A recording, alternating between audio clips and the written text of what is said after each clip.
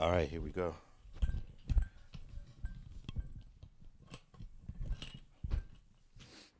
All righty, straight politicking on all you politickers. And I'm here with Munchie B, the mayor. Everything looks good. And Spider Loke, the most easty. Salutations to my co-host. And congratulations on making it around the sun one more time. Jita, gratitude is the attitude. I am eternally grateful for my 49th announcement of birth. Yes, I appreciated experiencing my 49th birthday on January 19th. And I had a very pleasurable dinner that evening with all my offspring, from my oldest child to my youngest child and my granddaughter. We were 8 deep, and that was the total of us, and I appreciated it. That part, happy belated. Appreciate it. Another revolution around the sun. Yes, sir, this solar system. And hopefully many more to come. Appreciate it. And fatherhood is crazy when that's the scenario and you got 3 working children and you tease them up into the dinner, let them know you can't wait to go to dinner on them, and you still end up picking up the bill, man. It was a pretty large bill. And unfortunately for you and myself, not Munchie yet, we probably got less years in front of us than we do behind us. Why remind me, but you are absolutely correct, Alex. Yeah. And, but you know, Munchie's a little younger. He's got more years in front of him than he has behind him, hopefully. Hey, man. And I wanted to ask Munchie about that No Jumper interview. I saw you on there, and in my perspective of watching you on there, I wasn't 100% sure if that was Conrad that jumped in at the end of the interview. Oh, yeah, it's Conrad. Because y'all didn't even introduce him. He just came in there, sat down, and just started vibing with y'all. Nah, Conrad was Big Baby on the interview? Yeah, he was on there. Conrad be with Big Baby almost all the time. Oh, okay. So Yeah, so Conrad most times is off camera. You know what I'm saying? He be there or whatever. Yeah, but Conrad, in my opinion, since Nipsey's resting, he the hardest rapper out the '60s. let me see. Let's out of who we got? Pac-Man, the Gunman. We got Pac-Man. You got Jay Stone. Jay Stone, Newport. I used to like G.I. Joe. He rest in peace now. I think he died from a natural cause. G.I. Joe was hard.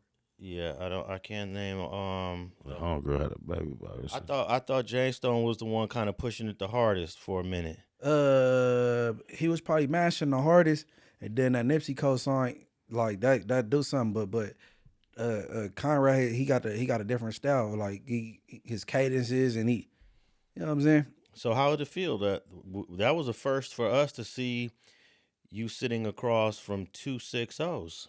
Am I right? Is that a first? Well, I came out from doing content one time. I believe Spider was there when we came out. Conrad was there, and then he got somebody from my hood.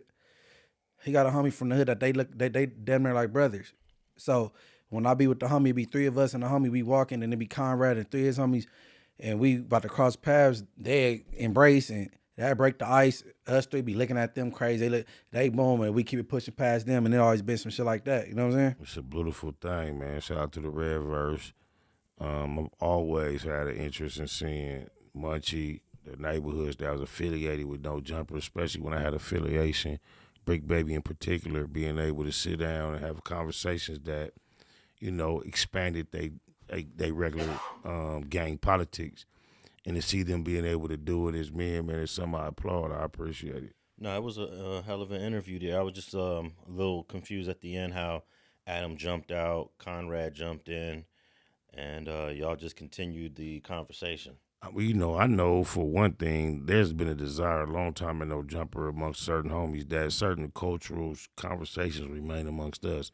It's probably just made more sense than it was a bigger statement just to show the 3 of them at the table minus Adam, because no matter how much Adam facilitates these conversations, he really has absolutely nothing to do with them a lot of times. So I think it was a good look just to see the members occupy the table for a moment. Yeah. No, Adam said he said he was surprised that you know we arranged that me, him, and Bricc Baby sit out, and Bricc Baby didn't come 50 deep, and I didn't come 50. You know what I'm saying?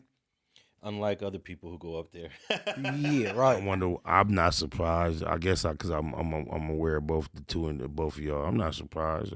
That's crazy, man. If you can't go up to no jumper, one or two deep, there's something wrong with you. That's the misconception that the exposures cause Adam to have. Like there's danger that lurks around his places. Burbank is Disneyland, man. We appreciate Burbank, man. We appreciate what you established there.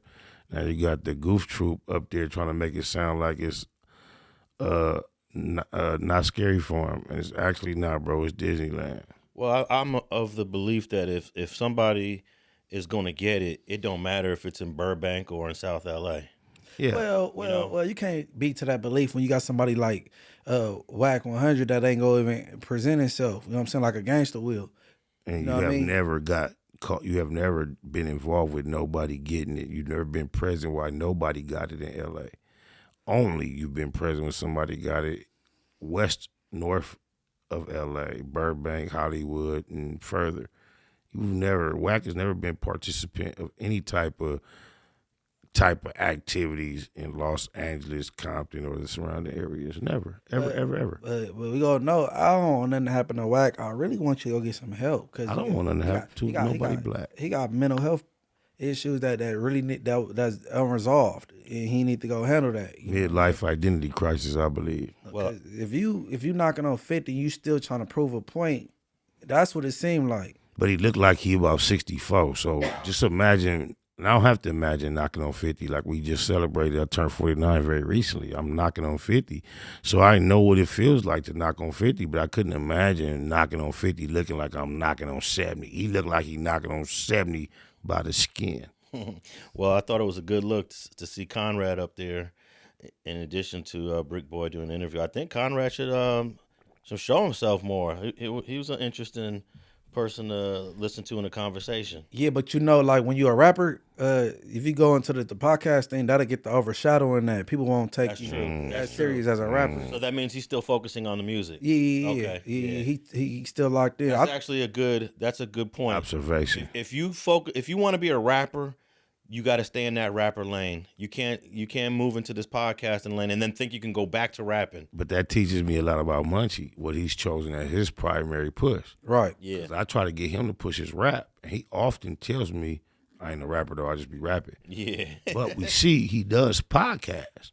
So with that logic, I see he must be putting his gas on this podcast. I salute it though. I think it was a mistake with DW because he do Wildin' Out time to time. Well, not really Wildin', like doing the jokes and all the little improv, but he participated with that. And then you did the CEO podcast at No Jumper, and I think that was a mistake. Well, there's always a guy that can be the Bo Jackson or Deion Sanders. There is always that guy. Yeah, I don't think the only mistake I think DW Flame was assuming and considering holding 100 as a comrade, an equal, a friend, an uncle, a big homie, or something like that. I think that's what made the experience less than what it could have been. Hey, but see, it's very little people. Because I still stand though. I think Jamie Foxx is one of the most talented people in the world. I agree. Who could cross over from being a comedian to get to charting that Unpredictable when he dropped that as a singer and an actor. You saw his latest Get Down? That stand up. Some parts. Yeah, you saw it? Yeah. Some parts. I reacted to it on the Black Box already. Please go follow Spotter Look Most Easty Black Box. I just changed my YouTube's name to include Black Box on the end. I reacted to the Jamie Foxx special on there, and I was thoroughly impressed, y'all.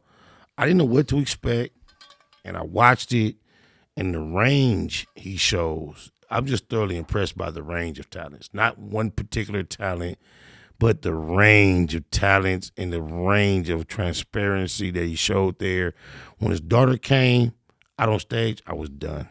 It was very clever. What were you going to say, Munch, before we move on? We're going to say this for another straight politicking. We could talk about who else was able to cross over the way he did from the comedic role to acting to singing. And, you know who the first one is, right? Be successful Eddie in all Murphy. three. Before Eddie Murphy. Eddie Murphy Richard ain't no Pryor? singer. Before Richard Pryor. I don't know the first one. Sammy Davis Jr. Okay. Sammy Davis Jr. was a tap dancer. He was a stand-up comedian. He was a singer. And he was in the Brat Pack it was 4 dudes, and he was the only black one. Was he a dramatic actor? He was dramatic. Yeah, he was a dramatic actor. He was a child actor, an adult actor. Sammy Davis Jr. is the first Jamie This is Foxx. where you're supposed to be able to hit your button for applause for Sammy. Shout out to Sammy, because I was impressed and entertained by Sammy. He didn't quite bridge the gap of my generation where I could relate, but I always revered him as a great. He was there with the so-called white greats. Right. Dean Martin. Who knows the Brat Pack? Any of y'all know the Brat Pack? Is Nope. Dean Martin, Frank Sinatra, maybe. That's who I would have mentioned, because I realized that the mobsters was one of the, that Sammy Davis was one of the mullahs that the mob respected, accepted, and appreciated. Oh man, the gangsters loved Sammy. Yeah. Frank Sinatra. Yeah. Hey, hold on. Before you move on, just hey, you know who I could just listen to talk for just go. You know, and I enjoy they input on things, they insight, things like that. Who's that? D.L. Hughley and Wallow. You know Wallow that be with Gilly? Yeah, well, they both dope. No, Wallow dope and D.L. Hughley, like I could listen to them, like, you know what I'm saying? I got a bias toward D.L. Hughley because You a Crip and he used to be from Paru. I knew it. appreciation. I'm so glad you said that. Snoopy Badass said, "Watch Spider." No. He gonna set me up. Wow. Thank the creator above, because he spoke too soon. I have a bias of favoritism because I went to school in El Segundo and McKinley. I grew up between Avalon and Central, off of Avalon and McKinley, and I know that's the area so I have a bias toward favoritism. Okay, bro. you went to Vanguard or you went to the elementary? I went to LA Union and Seventh-day Adventist school across the street from Willowbrook. Used to be Willowbrook, that's now Mac Johnson Park. It used to be adjacent to Mark Twain, which is no longer around. Some $1 million homes right there now. But it was a gate between LA Union. It's still there, LAAA, but it used to be called LA Union. It's on El Segundo. Willowbrook Junior High still there. No, I'm talking about Oh, it's probably Mark McNear. Mark Twain Middle School. Okay, the Mark No Twain. longer exists. Oh yeah, it's a Mark Twain in L.A. now, West L.A. Yeah, this one was on in the west side, like off of between 135th and El Segundo. Only thing that separated Mark Twain from El Segundo was my school, and that school was still there, but it's a private school. Okay. All right. I misspoke. It's the Rat Pack, not the Brat Pack. Yeah, that sounded a little more. That make more The sense. Rat Pack included Frank Sinatra, Sammy Davis Jr., and Dean Martin. And, of course, Sammy was the only That was my question. black guy in the Rat Pack. And most of the photographs available are black and white, huh? There's some color. There's a few color. And Sammy Davis died in 1990, so most of y'all out there were just barely being born or never even got to see. Which caused him to live how many years? He was born in 1925, so that would make him 75 years old when he passed. Oh, he lived a good life. Yeah. Well, I think 75 is still a little too young to go. Think so? Yeah. I think you got to get to the 80s to say a good life. My goal is to reach 92. Not for real. All right, let me move on to I want to address the sneaker question that we had last week, Spider. And today, because of the whole sneaker thing, I'm wearing a pair of Diodoras that I bought about 20 years ago. They do probably look 20 years old, but these are a pair of classic yellow and blue Diodoras. And this was the sneaker of the 80s. But, of course, we all agreed Nike was the number one.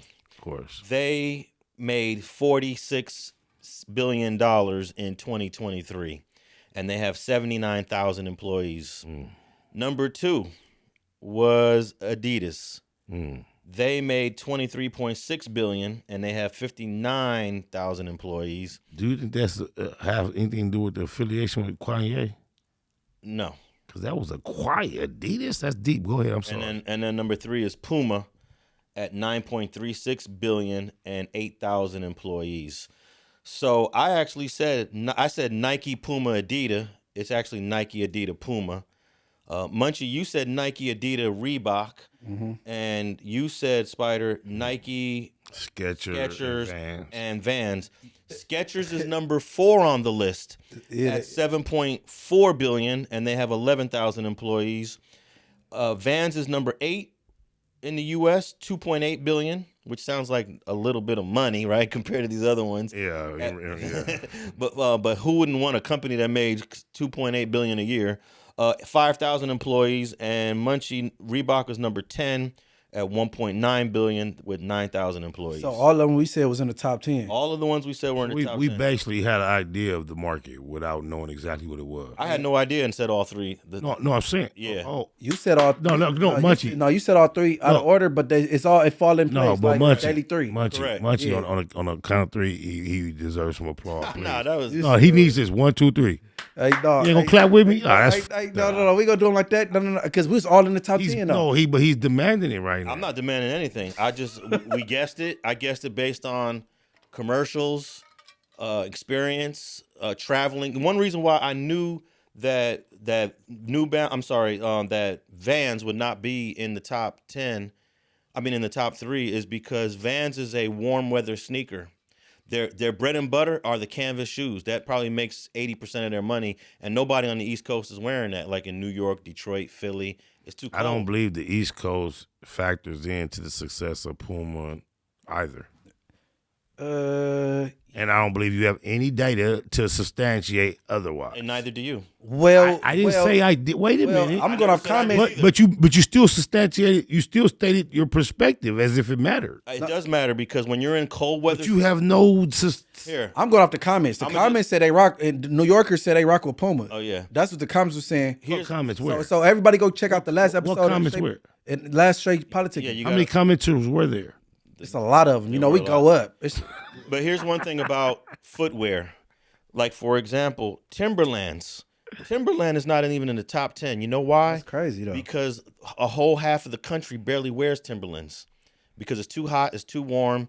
It is not. Who wears boots in LA? Why are we talking about brands that did not make the top 10? Because hold on, the East Coast gonna be on you. I'm curious why we're considering. The reason why we're discussing brands that didn't even make the top 10. The reason why I made that point is because weather is a very important element. However, regardless of weather, we all mention brands that made the top 10. No, but what he's saying why they didn't make the top 10. That's not. But we're not talking. Those brands never came up. The question was the top 3. What are the top 3? But currently, right now, you just said top 10. I did a list of the top 10 just for more context. That's more. But you said normal. Van, and he trying to tell you why the Vans didn't make the top 3 because they don't make. Ask about the top 3. My only interest has been since he's. Your only interest is 3 of us right here. No, it's since he established top 10. I've been referring to top 10. I've been responding to top 10. Okay, but the initial question from last episode of Straight Politicking was the top 3. Yeah. All right. I think Puma's number 2 or number 3 in the world as a footwear. But Nike, of course, is the king. In the athletic, right? I'm just saying across the board. No, it wouldn't be number 1 or 2 in footwear across the board. Well, who would you put behind Nike? And first of all, you're talking about athletic footwear. No, I'm just talking about footwear. Athletic, and Vans are above all of them. Okay, so you think go Nike, Van, then Puma? Wait, so there may be another brand. Skechers is on the map. You might want to touch on your computer, bro. So you think that I'm thinking urban. Listen, here's my question. You believe the Vans company has more revenue than Puma does? Yes. Oh man, that's a good one. You're gonna make me look. I don't know if we should save this for a fact check for next week. No, I think you should look it up now. Whether we decided or not, I'm a little under the weather. Going to fact check it. Yeah, I'm a little. No. That's a good.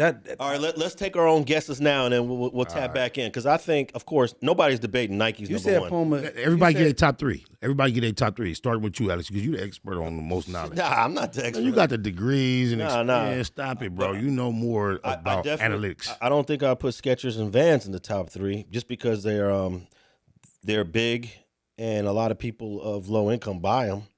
I'm gonna put Puma, Nike, Puma, and Adidas. All right. I'm gonna go Nike, Adidas. Damn, I want to say Reebok. Ooh, that's a good one actually. That was an OG one I ain't thought about. I'm gonna say Nike, Skechers, Vans. Okay, we'll tap back in next week on that. I didn't have no. I accept it. I tried to give you a round of applause. He chose to sit out. He didn't even want to clap for you. Now let me not necessary, but here's an interesting thing about Adidas. Not necessary. That makes it even more should be appreciated. Adidas and Puma are both based in Germany and were started by brothers. The two brothers actually started Adidas back in the 1920s or 30s, And then the two brothers had a falling out, and the second brother decided to start his own, and he started Puma. So that's interesting that the second and third most popular footwear in the U.S. were started by brothers. And they split because of a falling out, and they remind me of the BMF story. Oh, you took the words on my mouth. Yeah. And another thing it remind me of is the fact that it seems like so much of greatness and excellence in the world doesn't fall far. It's like something great often is connected to something else great. And you know, Adidas was initially tied into the Nazi German party. Even that, whether it's greatly awful, it's greatness. Greatness seems to be attached to greatness. What do you mean? What do you mean by that? Things that are awesome, that causes awe or great reaction, seem to be connected to some degree, often. And you just said right now that these brands that I never would have thought that were like cousins or sisters are. Yeah, I mean, it's plus they got in the game early. This is almost over 100 years ago, 1924. But you often find out like the owner of Tide is also the owner, and I'm just saying random shit to make a point. The owner of Tide, I learned this from my conception. The person that owned Tide, he also owns or has ownership in 7-Up, Pennzoil, IBM, it's never, you know what I'm talking about? A lot of the most wealthy people are not specialists other than anything they invest in. Yeah. All right. That was interesting, though, the sneaker wear. Unfortunately, my Deodoras aren't in the top 10. Them motherfuckers look like they hip-hop B Street approved. Hey, and I ran it back. Too. I wore the Sauconys again today. I seen that. I didn't want to mention it, but I seen you. I ain't never seen you repeating.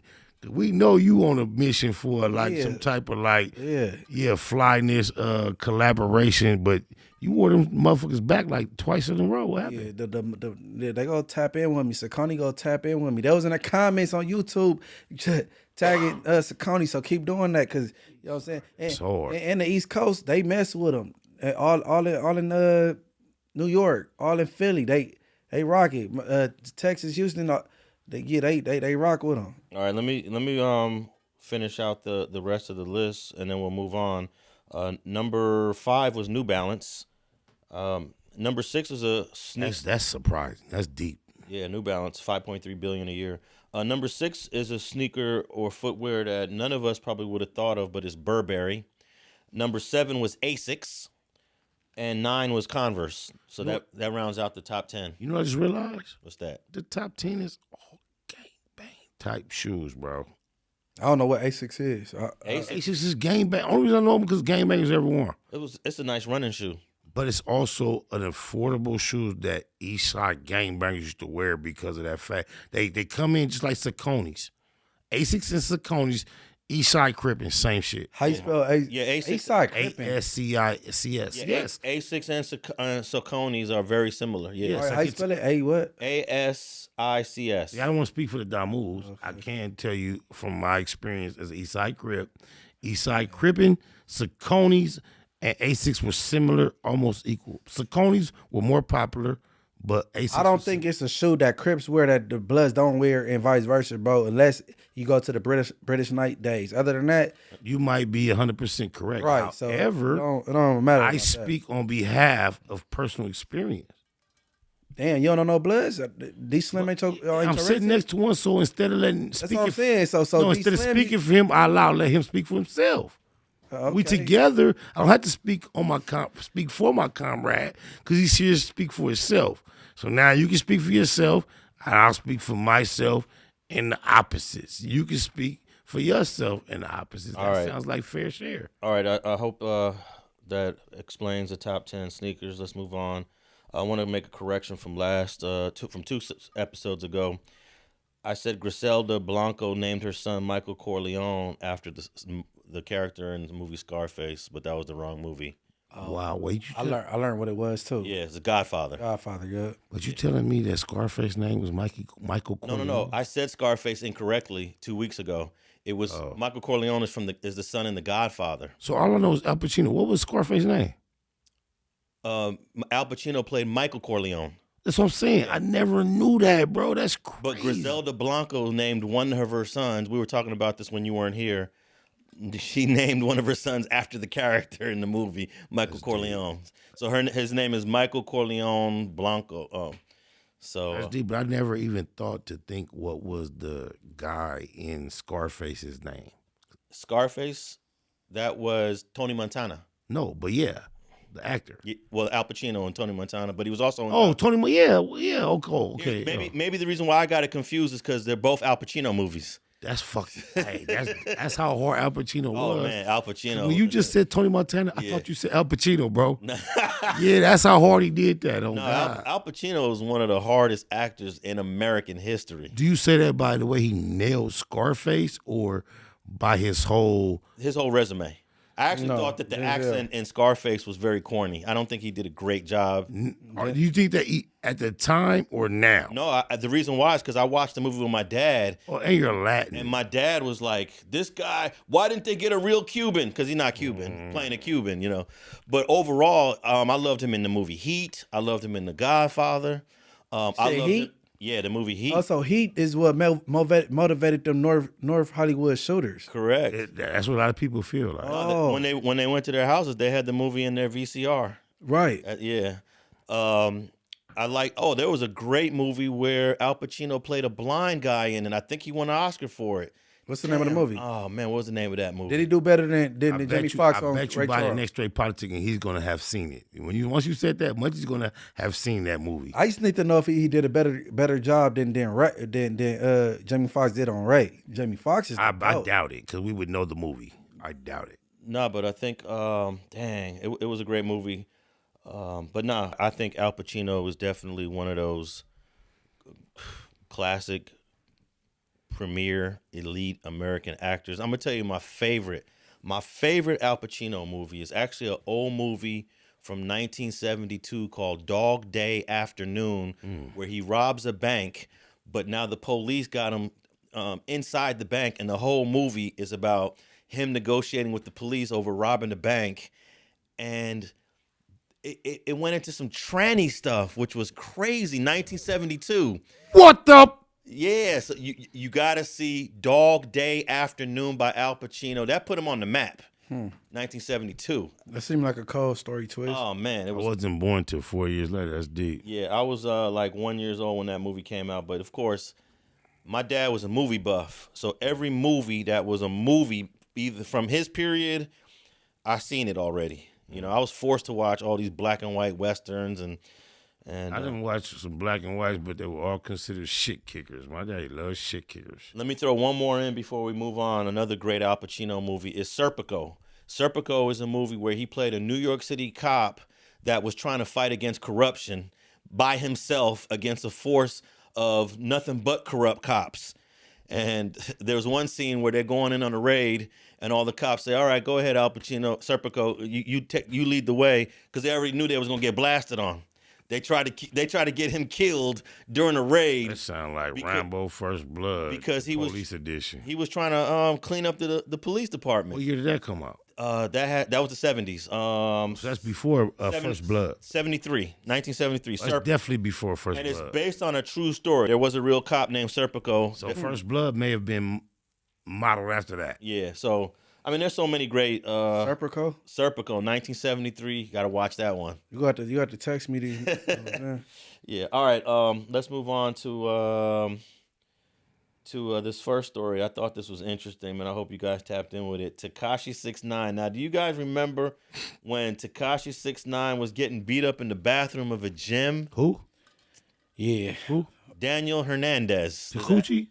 Tekashi69. Oh yeah, I remember. Nah, what was it? It wasn't Planet Fitness. It was It was out of town. It was He got boobot. It was in Miami. LA Fitness. LA Fitness. LA Fitness. Yeah. Well, can you believe he wants to sue the gym? Yes, I can. Why now though? He's a Drake type. Well, he's waiting because the statute of limitations is like 3 years on any lawsuit. So you got 3 years. Yeah, and he has access to the network of all type of people, and somebody's making him aware that he may have action. No, Okay, somebody probably told him right when it happened, "Hey, you should sue the gym." Yeah, he's probably been. All right, he's so been thinking. On what basis?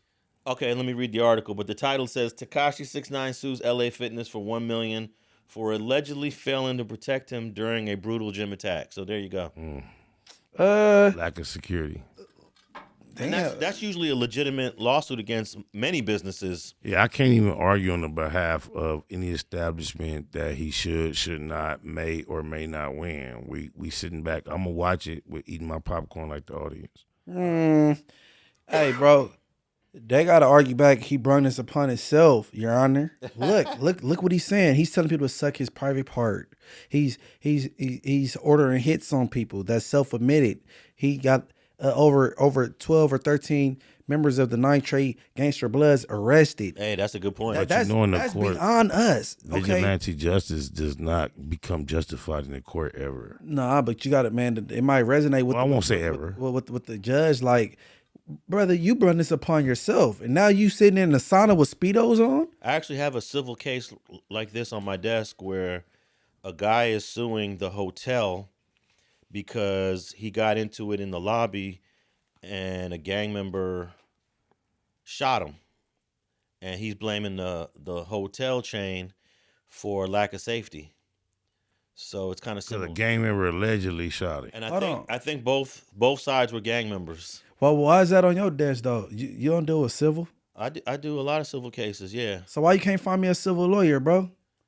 I don't know what the specialty is, but that's not what we're talking What's about right now. your civil situation? Man, defamation, bro. Oh, that's defamation. No, defamation is the most, because that's the most. Oh, my bad. Go Go ahead. Sexual harassment is probably the most. But defamation is the most hardest because everybody talks about everybody. Yeah, You got to have a real situation. Don't fuck me up with Drake, bro. There's specialties like sexual assault, defamation, but yeah, suing for lack of security is very common.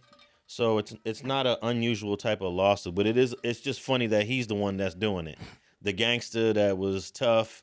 I'm not surprised. But there is a way that LA Fitness can try to combat it. Let me read a couple paragraphs here real quick. Tekashi has slammed LA Fitness with a lawsuit after he was brutally beaten by alleged gang members in 2023. In the lawsuit, he's seeking damages of $1 million, claiming that the company failed to provide adequate security that would have prevented the brutal attack. Let's see. He also claimed that he suffered a variety of physical, emotional, and financial hurt as a result of the beatdown. According to TMZ, Tekashi is looking to make LA Fitness pay for more than $1 million in damages after he was brutally beaten by a group of men in their South Florida gym. Cloud chase. So $1 million does not tip the scale one way either for Tekashi or LA Fitness. I think this is just another way to keep his name relevant, get some press. The $1 million either way is irrelevant. why do you say that? I believe he's going to incur 6 figures of attorney fees throughout the process of adjudicating the situation. So when you do the mathematics, whatever, even if he wins, maybe his gainings will not be worth it. And no matter what, if he's only going for $1 million, that does not affect LA Fitness bottom line whatsoever. Not at all. The lawyer will get to keep anywhere between 33% and On top of that. 40%. On top of that. So let's say he does win $1 million, he's gonna get like $700,000. And he does a show for typically 80 to 90 to 100,000. Maybe it's less now. Is he still making that type of You money? might be bring it on home, Alex. He might you might I get it now. He might really need it, huh? Hey, I don't think that no one would trip on a $700,000 payout, right? I get that. No, that makes a lot of sense. That's practical. And most lawyers will take this case like that. Just because of who, and if not most, he's surely in touch with some that would. You correct? Yeah, I mean, you have lawyers that will help you sue someone for $100,000. Yeah, but sometimes it's hard to find someone to take something pro bono. But high profile Tekashi, you are absolutely right. He has his choice at probably adequate, qualified lawyers that would do it pro bono. So they'll get 33%. The lawyer will, if it's a payout. And usually the lawyer will get 40% if it goes to trial. So they increase their percentage if it has to go to trial because there's more cost. But this will probably settle. I think they'll write him a check and end everything.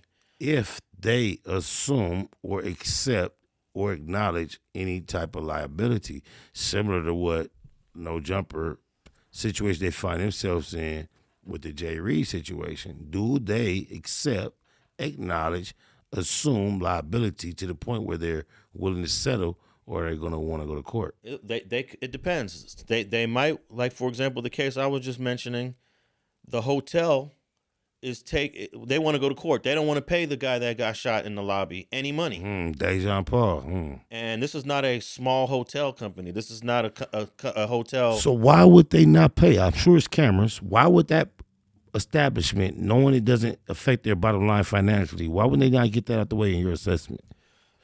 It depends on if they feel like the evidence is weak. Just like the city of LA. City of LA will pay out money to people who get shot all the time. But then there are times where they say, let's go to trial. And I've been looking at things like, why are they going to trial? Why don't they just pay this family? There's certain cases they will not pay, and there's others they writing a check right out the gate. So it's probably lack of evidence, strength of the case.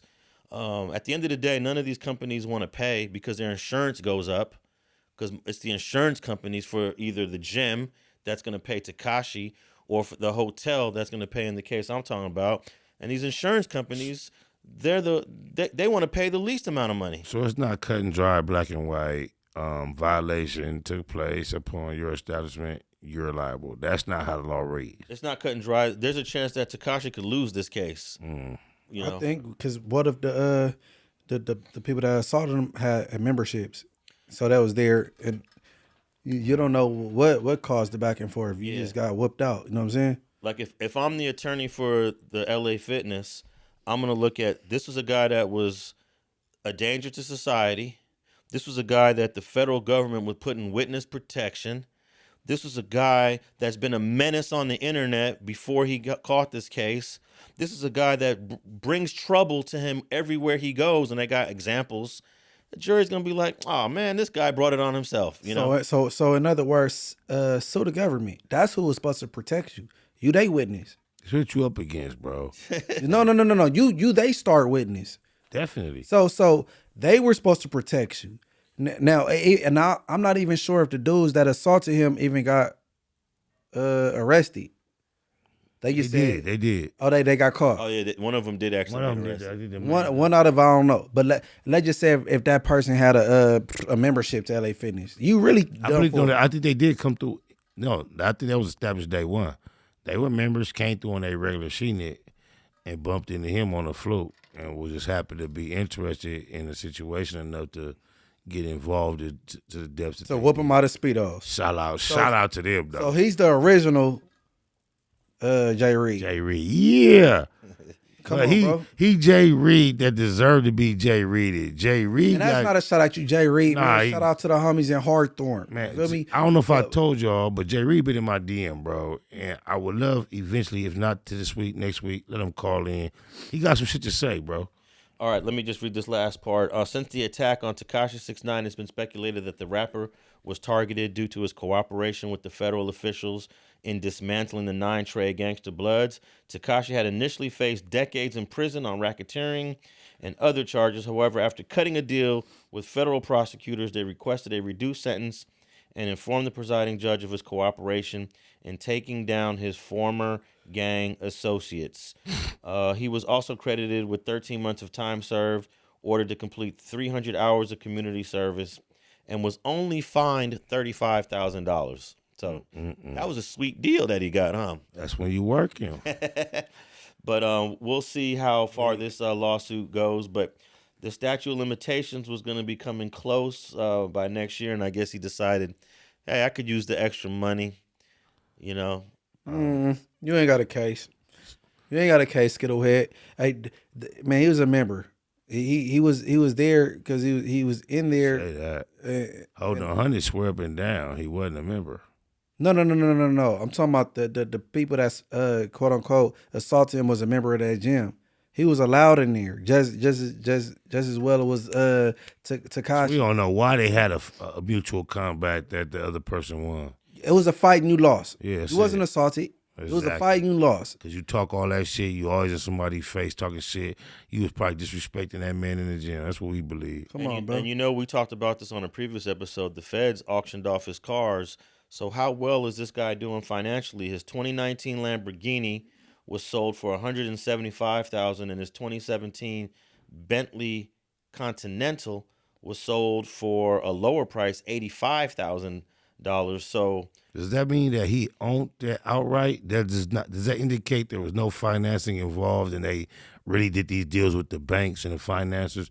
Or does that mean he owned these items and they took them from him and sold them for cash value? I'm not sure. No, it sounds like those is his vehicles he owned. It matters more if that's the case. An undisclosed bidder bought the Lamborghini for $175,000.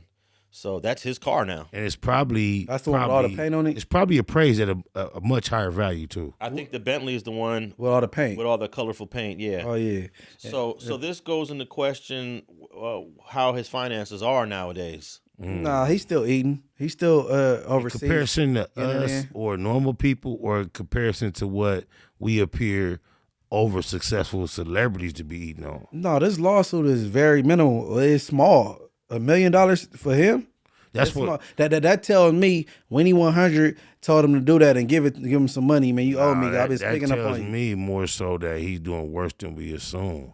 I don't think so. Because if it was just like a play like you assuming, why not go for 20 million or 30? Look, this one, Wack. Hey, look, I'm had a legal bagel contact LA Fitness. We gonna sue him for the million. Come out with 80 million. You know what I'm saying? Well, and he go fork it up. That's what I'm saying. If you go fork it over to Winnie 100. If you're gonna utilize the Winnie Ho No 100, bro, it's gonna start at more than 100, a million. No, it's all gonna go to the face with Winnie 100.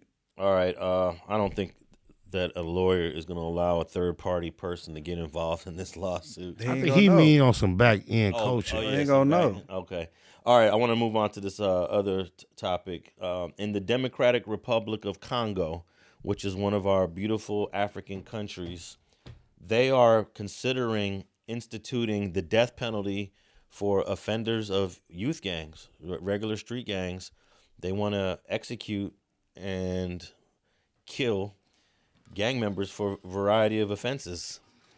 I just hope the threat is enough to make all youth stop participating. Nah, hold on. You said youth gang members? Yes. Yeah. That's toe up. I hope they give a grace period to give everybody time to comply. I'm going to read a couple of paragraphs of this, but I just want to say that we have the death penalty in the state of Texas pretty strong, and we have it in the state of Florida pretty strong, and the crime rates in those two states aren't any lower than the crime rates in states that don't have the death penalty. You know, they're saying right now that along with the TikTok and all that Trump just reinstated that he's making either statements or movements. I know he hasn't been inaugurated yet. They're saying Trump has reinstated the death penalty. Yeah, the federal death penalty, which is a little different. Oh, you right? Okay, yeah. You know what I'm talking about. Hold on, I think this inauguration did come up. They going. Oh, it was yesterday, huh? They going heavy on Nelly. They clowning Nelly, and Snoop Dogg, and Soulja Boy. Y'all Snoop might deserve it. Y'all was there looking like weirdos. All three of y'all and Soulja Boy. Oh, fake pyro ass. But let me read a little bit of this. In the Democratic Republic of Congo, authorities have opted to implement the death penalty as a response to the surge in urban banditry by youth gangs. While most religious leaders and human rights defenders contest this measure, others support it. Should the Congolese justice system execute the death sentence pronounced against hundreds of young delinquents referred to as Kaluna? I guess the Kaluna is their version of Crips and Bloods. So the question has caused a rift even among the country's religious leaders, though the vast majority firmly say no, thank God.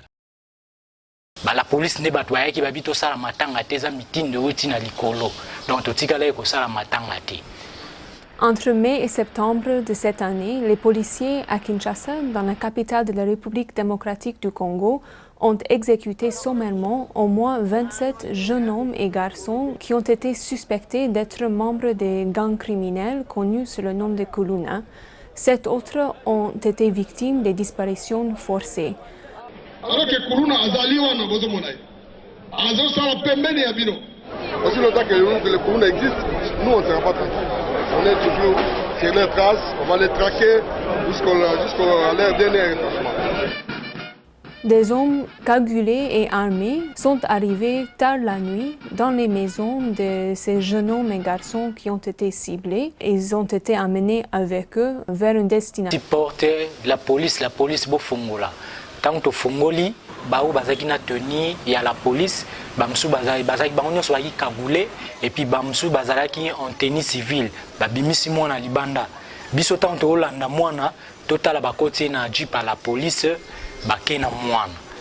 Après jour moko toyo komona mwana babwaki ka pembeni ya quartier. Le fait que ces cadavres ont été retrouvés dans le quartier, morts des fois avec les sexes coupés et d'autres signes de mutilation et d'étranglement, a semé la peur et le terreur dans leur quartier. Thank you. I disagree. No, because kids, man, come on, bro, they youth, and they might, Okay. you know what I mean? So do you give them a chance to grow and then grow out of whatever stage they Do in. you believe that this activity that they're describing may be considered or actually be a cancer to their community? Hold on, what would be? Say it one more time. The activity that they're describing that they're trying to eliminate or control or regulate, do you think it is can be considered as a cancer to their society, to their community? Gangbanging is a cancer to all ours as well. Okay, look, you have no sympathy for cancer. You treat it as aggressively as you possibly can. No, I'm saying kids. When they say youth, they mean. I don't care if it's tiny cancer stage no, or if it's stage 4 aggressive grown cancer. Or let me ask you this, Spider. That's crazy. What good or what benefit does a city or a state or a government get out of executing its youth offenders? Youth offenders. We talking about kids. Yeah. Let me ask Spider, since he supports it. What benefit do you think the city, the state, or the government ends up getting after executing youth offenders? They used to hang people at high noon so the next person knew not to fuck around. The reason why Jesus Christ and the two thieves was on Calvary for 3 days is so the whole society could walk by and look and say, it said King of the Jews on top of the crosses. Don't pretend or profess to be the King of the Jews. It's to let you know what will happen if you do this for the rest of the people. Hey, look, bro. When you young, you dumb. When you young, you're dumb. Give somebody a chance to grow and mature. They might not feel the same way they felt when they was 14. Tell Pop Smoke So that. hold on. So now that's why California got the law. Your brain not fully developed till you 25, and they give it people that's under that age the leniency. You know what I'm saying? Your brain and they bringing them back to court and they chopping time Take your off. imagination, brain, and spirit wherever you gotta go to talk to Pop Smoke about that. All right, let me read a couple more sentences. That don't even equate to what I'm talking about. Indeed, it does. After numerous police crackdowns that led to arrests of hundreds of alleged offenders, more than 300 Kaluna have been convicted, including 127 of them sentenced to death.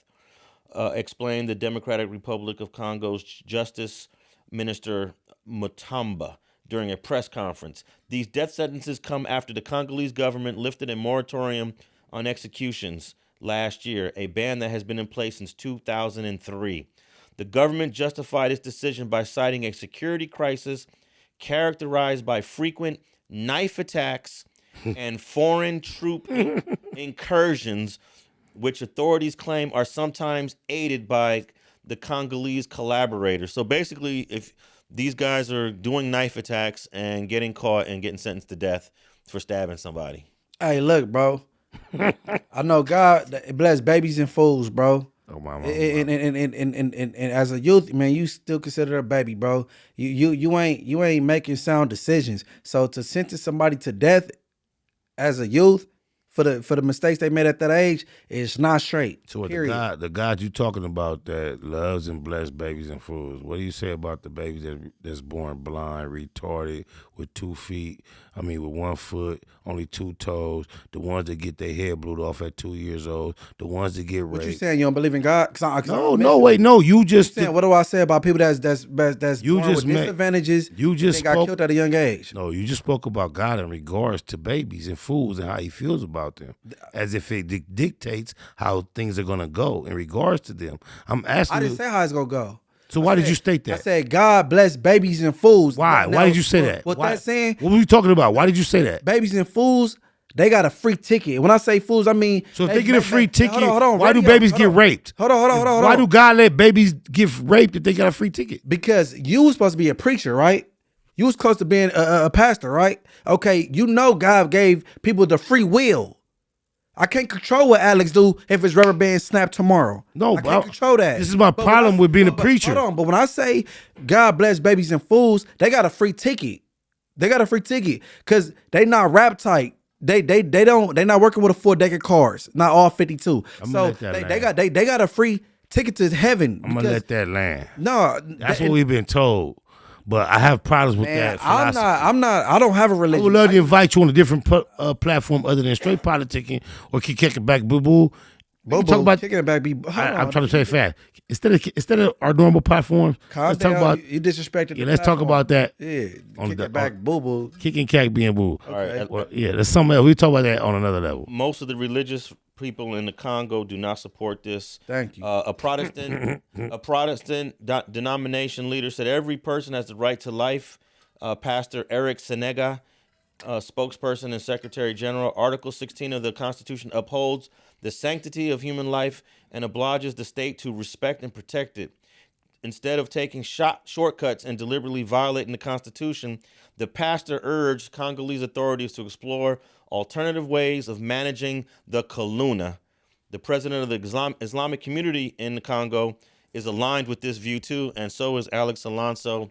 I think we have to find and Munchie B. The question is why are these? You talking about killing them? My question is why are the Kaluna doing what they're doing in the Congo? There's obviously high levels of poverty. Let me know when I can answer and respond.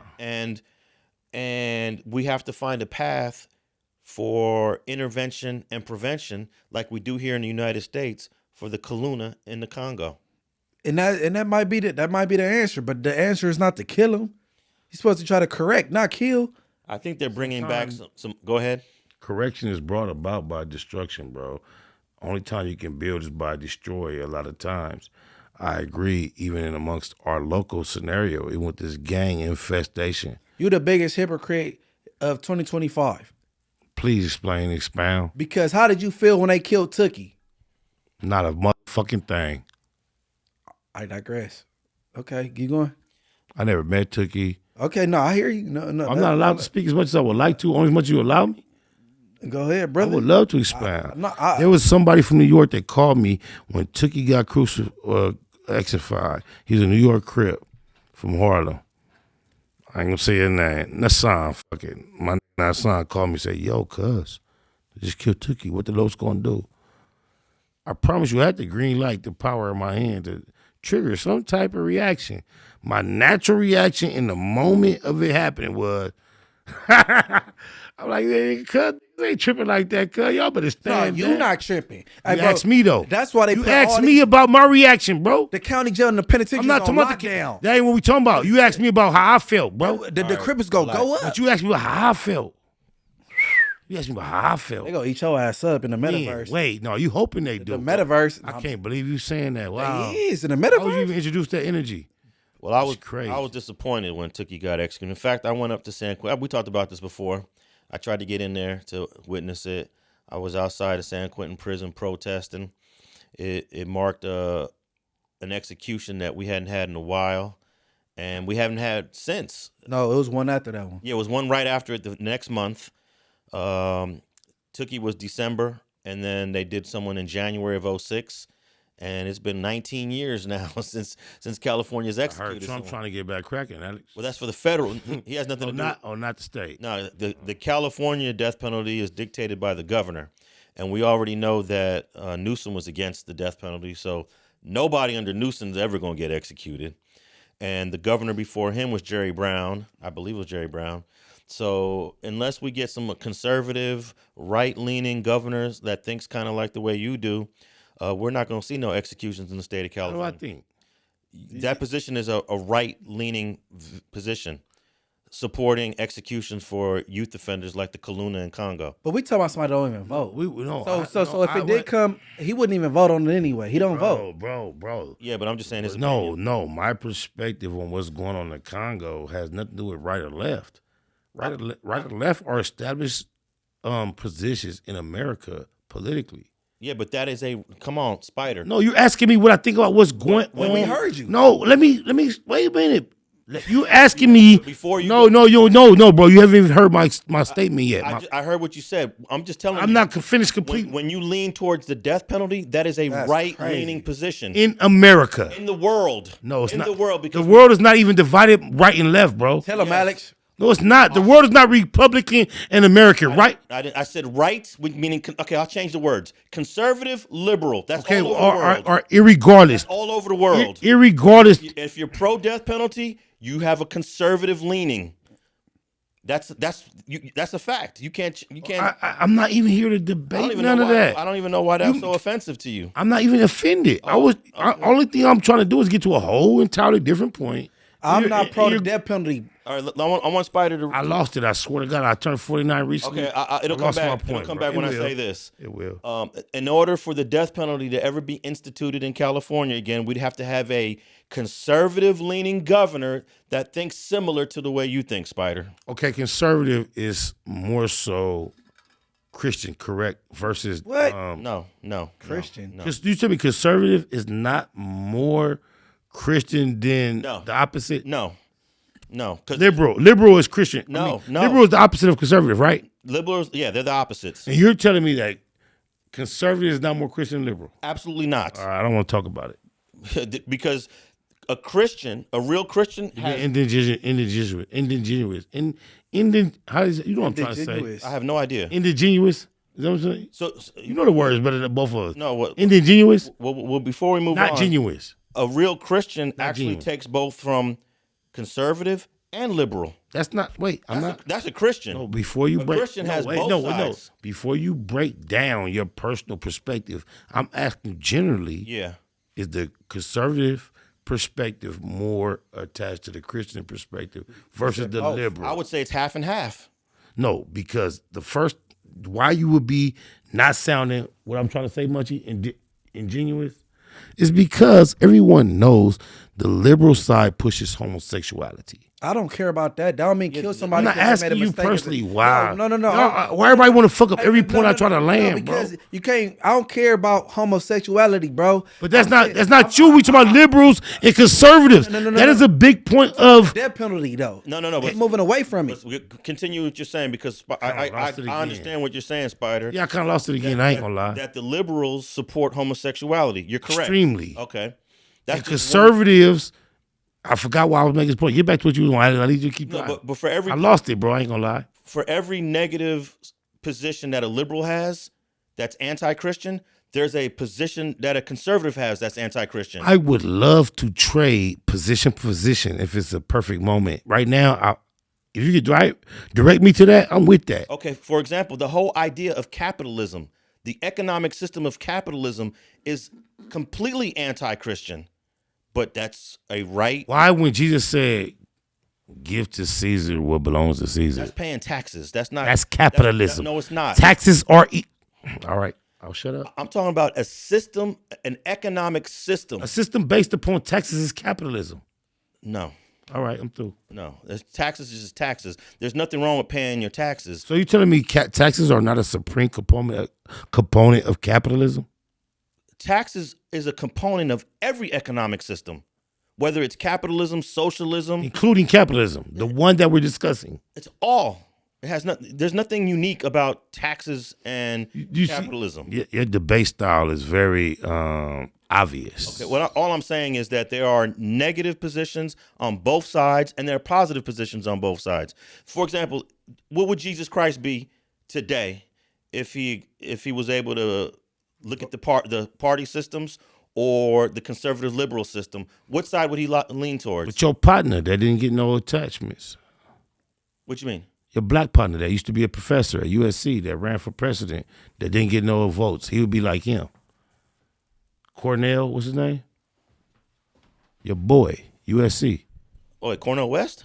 Thank you. Oh, okay. No, but is Jesus conservative or liberal? He's Cornell West. How you gonna force him into those two when we have other options, sir? Well, if you were gonna, I said he's gonna be more like Cornell West. He's independent. Underground, underdog, independent, speak his mind based on facts, not political parties. Guess what? Not the Sadducees or the Pharisees. And independents take from a little bit of liberalism, a little bit of conservatism as well. But if you're going to use Jesus Christ as an example, you can show no type of support for anything rainbow. Correct. Okay. Yeah. My point. I think that's the point we was on. I told you I got lost a long time Why ago. we said why Rainbow be coming? All right, the last part. I don't know. I lost it. Let me just read this last part of this article. Although the death row inmates have been transferred from Kinshasa to the high security Ngega prison in the northwest, no executions have been carried out so far. However, responding to reports that more than 170 people under sentence of death were transferred to Ngega prison in prep to be executed. The announcement of these prison transfers is absolutely appalling, said one of the deputy directors for the East Southern African organization. We fear imminent mass executions by the authorities amid a lack of reliable information about the status of the people sentenced to death. It almost sounds like they didn't even get fair trials. That's another thing. Congo's justice system ain't like our system, where most of the time you're going to get a trial. Most of the time you get a chance to face your accusers. It's a different type of justice system. So I'm even more against the death penalty in the U.S., where we probably have the most Executed. No, I would say a justice system that's more fair than most governments around the world.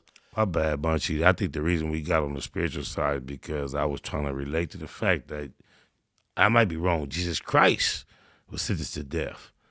And it's controversy around. I think that's how we got on that, bro. But Kinshasa is where the death row inmates were. Y'all familiar with Kinshasa? No, where's that? I said Africa. We're talking about the Congo. Yeah, that's what I'm saying. That's why you threw me off with my perspectives. But Kinshasa is where one of the greatest heavyweight fights took place at back in the day. Between the Thriller in Manila. There you go. What?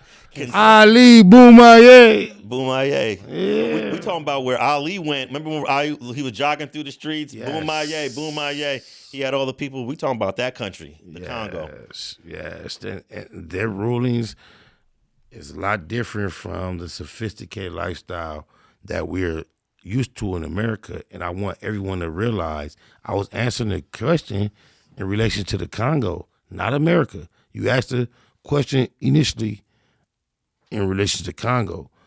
And it's kind of like I'm challenging my response as if I was talking about America, but I always talk about the Congo. I have a different perspective on. But they also have conservative government and liberal government. It's still the Congo, bro. Yeah. But Amnesty International, which monitors the justice systems all over the earth, they're speaking out against this. And I'm a big supporter of Amnesty International because they go into all these countries and basically tell them what they're doing right, what they're doing wrong, and this got to stop. This is cool. Y'all got to stop that. And they bring it to the world stage so that we can see that they're going to execute 127.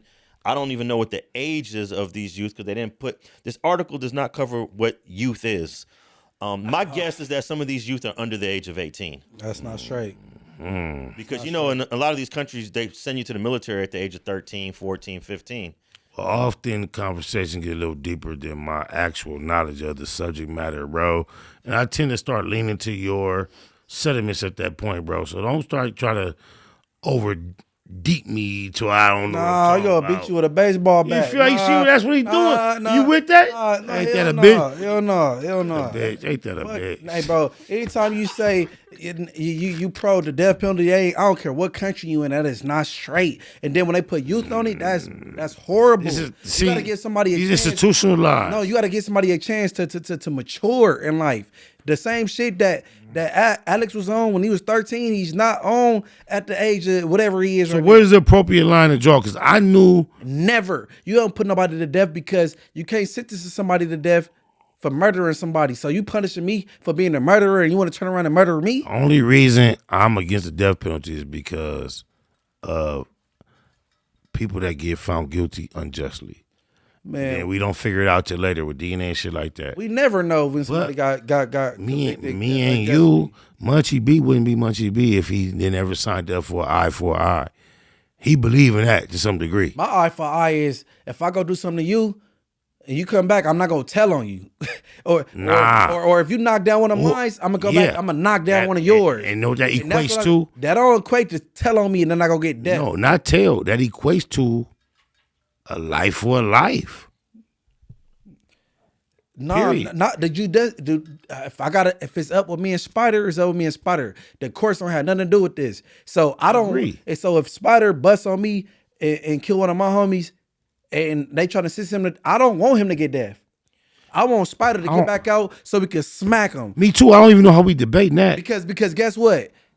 I don't know what Baby Bray's in jail for, but he's in prison dancing, talking about he's drunk, he's having fun and laughing, and they don't. You could go to jail and have a good day, and have a cell phone, and get married, and fuck You'll bitches, be happy and fuck about bitches. cheeseburgers when you're in jail. So me and my folks, the IFGs, we want justice. We don't want the police to carry out justice for us. It don't hit the same. I don't understand why we even trying to discuss that. Who wants the police to carry out justice for him? Oh, because I'm not a blood. I mean, I'm not a Because of the death penalty. I'm not a Crip, and I wasn't happy when Tookie Are you telling me? got killed. So you telling me if a little black girl get raped and killed and murdered, and you found out the person who did it got the death penalty, are you gonna be out there protesting? Of course, I want protest. That's all I'm saying. Now I'm gonna say the death penalty I feel should be reserved for the most heinous offenders, Pedophiles. such as I even think worse than the pedophile. Someone like a Jeffrey Dahmer who killed 13 people. Someone like Richard Ramirez who killed I think 15. Something like Lonnie Anderson that lived right up the street in the A-Tray hood off of Western who killed like 20. All black women too, huh? Yeah, I think the death penalty should be reserved for the most heinous crimes, not for some minors that pulled out a knife and stuck somebody. I may agree, Munchie may agree, and we may be justified in agreeing, but that's still relative because there's other people with good hearts that may feel there should be more leniency. There's some people that think that all you need to do is dipped in about 3 feet of water, and then you should not be held accountable for nothing because Jesus Christ and the Lord forgave. Okay, before we move on, That's true. I'm gonna give you one example. I don't know at what age Doc Thone did what he did, but Doc Thone, he stopped a long-lasting war that went on for years, and it claimed a lot of bodies on both sides. And because of him, he took the initiative and reached out to who he reached out to. They came to some type of whatever, and guess what? It's peace now. You gotta give people a chance to change. Everybody don't be on the same thing. If the law is as exhaustive as your thought process was there, yeah, Doc Thone will be right out here doing podcasts and doing all positive things. But it did change though, because they say people under the age of 25, if you got sentenced around that age, they showing you some leniency, you going back to court getting your time adjusted and things like that. So California, they got hip to it. I think that there should be a statute of limitations on murder. Maybe like 20 years or 25 years. I don't know. In accession to the rest of the statutes. You ever see these people that they get picked up for a murder 30 years after the fact? Right. It's like, and the dude's, he's married. He raised 3 or 4 kids. Probably a pastor He's now. working in a warehouse. He's working in a church. And now they want to hit him with this case from 30 years ago. So does that take it out of God's hands and puts it more in man's hands? I just feel like if the government is not good enough to catch this person within, let's say 20 years, then he got a free one. Then will we then admit that then the creator has no control over the government? It's either God or the creator gonna get you. One of the Keep other. putting religion in this, and I don't think religion and the government should even be in the same conversation. I think Separation of church and state is the karma is gonna foundation of our government. You're right. Karma is gonna come back to those who deserve it. And if this man who's 25 years after the fact is married with a family and working, That's my point. I think that, I don't know what the correct number of years is because I don't want to diminish homicides, but damn, 25 years later, you still gonna charge someone? That's pretty insane. That's why I'm more so with the gang prevention versus intervention. Like I said before, I'm gonna use Ron for example. Ron did what, close to 30 years, and then if Ron did something to me in 1978. And then he got out, and I'm still angry about it because he done shot my cousin. I'm going to get up on Ron, I'm going to do my shit.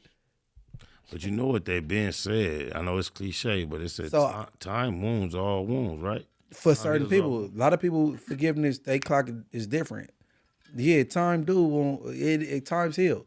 But I'm giving it, that's why I prefer gang prevention before you get. No, that's eloquent. That's very well spoken, bro. It makes sense. You get a reputation people won't forgive. You're not never trying to get in front of a moving train.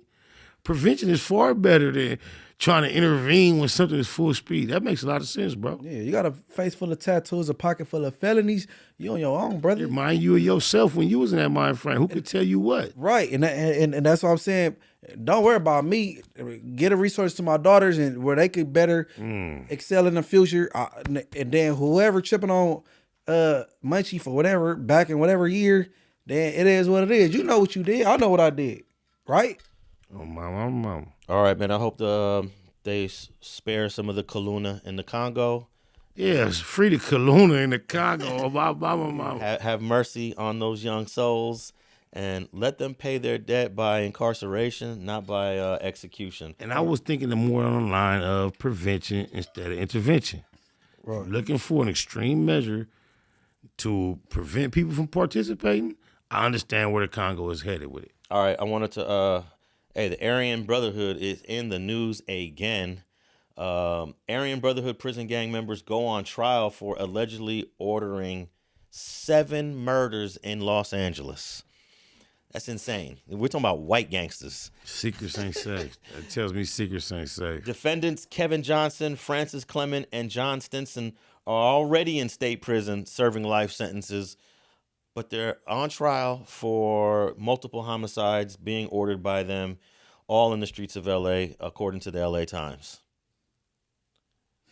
These white boys has been in the news these last several weeks here in L.A. Yeah, about time, according, 3 California inmates allegedly tied to the white supremacist Aryan Brotherhood prison gang ordered 7 L.A. area murders in recent years, according to the feds. Those 3 guys are charged with ordering the killings and racketeering and a secretive federal trial against the men, all of them state inmates serving life sentences. They all pleaded not guilty and have denied being gang members. The murders took place in L.A. area and occurred both on the streets and behind bars. The victims include Alan Rashansky, Ruslan, who were fatally shot in Lomita in October of 2020. That's local. Yeah, Lomita is like what, Harbor area? Hawthorne. Yeah, Harbor area. Yeah. The killings reportedly came as Aryan Brotherhood sought to intervene in a dispute between an Israeli organized crime figure and a Las Vegas businessman. So they're on trial right now, and I've never seen so many Aryan Brotherhood white supremacist news topics locally like in the last month or two, like we've been getting. Put the Aryan Brotherhood, Nazi law riders, the Peckerwoods on the yard with the BGF, the Bloods, and the Crips. Let them do their thing. You think that's more so of more active, they getting more active, or the authorities just being more aware of them just in general? Well, the authorities have definitely been aware of them from the beginning because of they've been writing reports about the AB for the last 20 or 30 years. So I don't know if they're getting more active. A lot of these are old cases. Stinson, for example, was convicted for a 1979 murder and has been in prison ever since. He's also charged with some behind the bars incidences. It says here the Aryan Brotherhood was formed in 1964 in San Quentin as the state carceral system. 1964? Yeah, as the state carceral system desegregated and racial conflict broke out between the newly integrated inmates. Today, the gang operates both inside and outside of prison, and although it clearly has white supremacist ideology, it is above all a criminal enterprise. Members live by the motto, blood in, blood out, committing acts of violence and gang war to earn their place in the group, and are required to read Nazi literature and Sun Tzu's Art of War. Everybody seems like they're required to read Sun Tzu's book when you go to prison. Yeah. Hey, put them on the yard with the Bloods, the Crips, the BGFs. Let the Nazi law riders, the ABs, the skinheads get out there and let's see what you made of. I think they'll hold their own. We're talking about the... Yeah, right. Hey. We're talking about the toughest white boys in California We're talking about the toughest African Americans in the system. The Bloods, the Crips, and the BGF. So hold on, or we could the Kumi. Bro, let's do it up. If the numbers are equal, I don't think there's any winner or loser. I think it's a loser. If the numbers are equal between blacks and whites, the blacks win. The blacks. What you saying? If it's equal, Yeah. or if it's just a little less blacks, the blacks win. The numbers will have to literally be a landslide or be more weapons on the white side for the blacks to get smashed. Okay, I could see that because let me see if I'm saying this correctly. Blacks are a little bit more athletic. They're a little bit stronger. A lot more. And that gives them the edge in a head-up brawl. The word is not a little, y'all. The word is a lot. Hold on. If y'all went to this deep water, it's not just a little, it's a lot more. So I'm saying if it's even, Yeah. or even if it's a little less blacks than the whites, or they have more, or they have to have more weapons, or be far more deeper. It's not just the whites; it's all others. No. So you missed it. Oh, I said put the Bloods, the Crips, and the BGF out there with the Nazi lowriders, the AB, and the skinheads. how did we get on just them though? Because Munchie just came up with that. Oh, no, let's do it because I mean that's like that's not even the most popular challenge worth speaking about. No, you missed it. I'm saying because we talking about them and they causing hits and then they on trial for this. But we so shocked that it's happening. No, I'm not shocked. Oh. I'm saying put them out there. The CEOs used to always put the brown and the black brothers out there, letting us fight it out and duel it out. Well, The corrupt CEOs. Let's make it even. Put some Bloods. Can't forget we living in a white man's world, so certain shit in it that we want to deal with, regardless how we feel about it. Put some top tier Bloods, Crips, and BGF members. And then I'm saying, and then put the skinheads, some Picker Woods, and the Nazi lowriders, or some ABs, some Nazi lowriders. Where we gonna put them? Who are you asking to isolate them in this environment? Put them on a yard. This is a hypothetical. yeah, hypothetical. He's just talking shit. Okay, hypothetical. Okay. Hypothetical. We in Pelican Bay in this building 1 and building 3. Let these Blood, Crips, and BGFs come out of building 3 and building 1. You got the skinheads, the ABs, the Nazi lowriders, and let it be even. Or let it be a little bit more whites and let it do what it do. Yeah, I think Munchie be on one. Nah, I think Munchie. I just don't know how we got here, but I get it. He just came up with the hypothetical. Let's do it. I'm saying that the brothers got the slight advantage for sure. I agree, but does that translate Landslide. into relevancy when we out here in this real world? No, I don't. It don't really mean that. No. Transparency, because I'm not talking to all white people, because all white people don't have an agenda that these people have.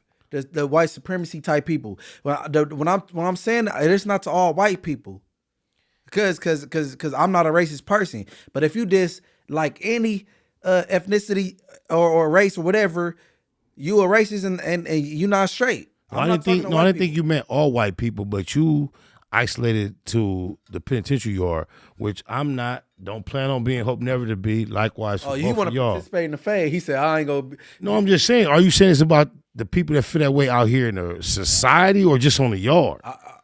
Both. If what I'm saying. If you could let us come out this tunnel at the SoFi Stadium with the Bloods, the Crips, and the BGF, and at this tunnel let the AB, the Nazi lowriders, and the skinheads come out that tunnel and they meet up at midfield like it's a coin toss. Let's do it. So you got to throw in the CCO. No, CCO's Crip. Blue Notes. The UBN. He was including all them in the Crips. No. That's Crip and that's Blood. I ain't doing that. Oh, okay. They got a lot of divisions to break down too with the whites. Yeah, go ahead. No. So I'm just saying BGF, Blood, Crip, and then I'm doing. So you sanctioning this at SoFi because it's in Inglewood and you the mayor? Yeah. Okay. Yeah, because we not. Just let me know when to pull up. I'm there, bro. Yeah. No, you know you Gucci and Gabbana in the city. Look. I'm talking about, since we talking about inside and out, if it's gonna be in the street, you go do it SoFi Stadium, meet at midfield like it's the coin toss. And then if it's in the pen, we go, let's do Pelican Bay. Building 1, building 3, release, unlock. Let's do it. Straight politicking type shit. Well, they better be able to fight in court, because they looking at 7 homicides, these 3 white AB dudes, and when the feds already got their case sewed up, there's a good chance that these guys are never going to see the light. The of law day. leaves us no choice but to feel like about time finally. And you know what's going to happen? We get it all the time. All these AB guys that are being on trial right now, once they lose this case, They take them out of the state prison system where they have more freedom, where they have more access, and they're going to take them to ADX, Colorado, and put them in the basement. No phone calls, no letters, no contact with the outside world. It's a whole different incarceration once they transfer you from the state to Florence, Colorado. Especially until you get convicted, huh? Yeah, once you're convicted, they're not going to be in a California state prison anymore. And that's probably, sometimes we sit here and you ask ourselves, why are they putting 3 guys who are already serving life on trial? And the reason is because these 3 guys still are doing their thing from state prison. You know, for me, I've only experienced the California Department of Correction state prison. But it seems like when I listen to other people, some prefer their state experience. I mean, there's federal experience as far as accommodations and situation better than their experience. Some say this feds is plusher or cooler. Yeah, more comfortable. Yeah, but I don't think in Florence. Not for Florence ADX. Yeah, not in Florence. What's that in Denver? You said? I mean, Colorado. Florence, Colorado. Yeah. Yeah, not in Florence, Colorado. It is more like it's more lockdown. It ain't you ain't watching TV. Main spots to be fucked over at. Every time I write a letter to somebody in Florence, Colorado, the BOP sends it back to me and said, you are not authorized to communicate with this inmate. So they cut off everything when they send you to Florence. Yeah, that hit different. We talking about the regular. We ain't talking about Victorville or MDC downtown with us. You know what I'm saying, with the feds. Terminal Island or something. Yeah. So obviously these three AB guys been kicking up a little bit too much dust that CDCR can't control. I don't want to say good for them because they criminals, but my people done got the short end of the stick when it comes to legalities for so long. When it comes to criminality and all that, it's hard for me to find sympathy. If I was sitting next to them on a bus on county jail, then yeah, personally, I could relate. Oh, that's up, bro.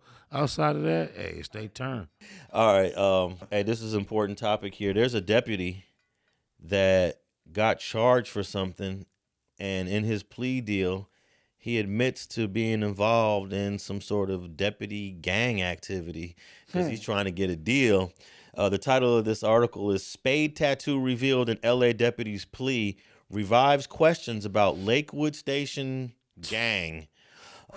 So this guy named Savaadra, let me read this. 2 years ago, LA County Sheriff Department internal investigators learned about a group of Lakewood Station deputies who shared a common tattoo of a spade with the number 13. Isn't that interesting? Why the number 13? Hey, oh, that says. Well, 13, at the end of the day, 13 only means Southern California. So you telling me that 13 has nothing to do with the M being a 13th letter? You know what?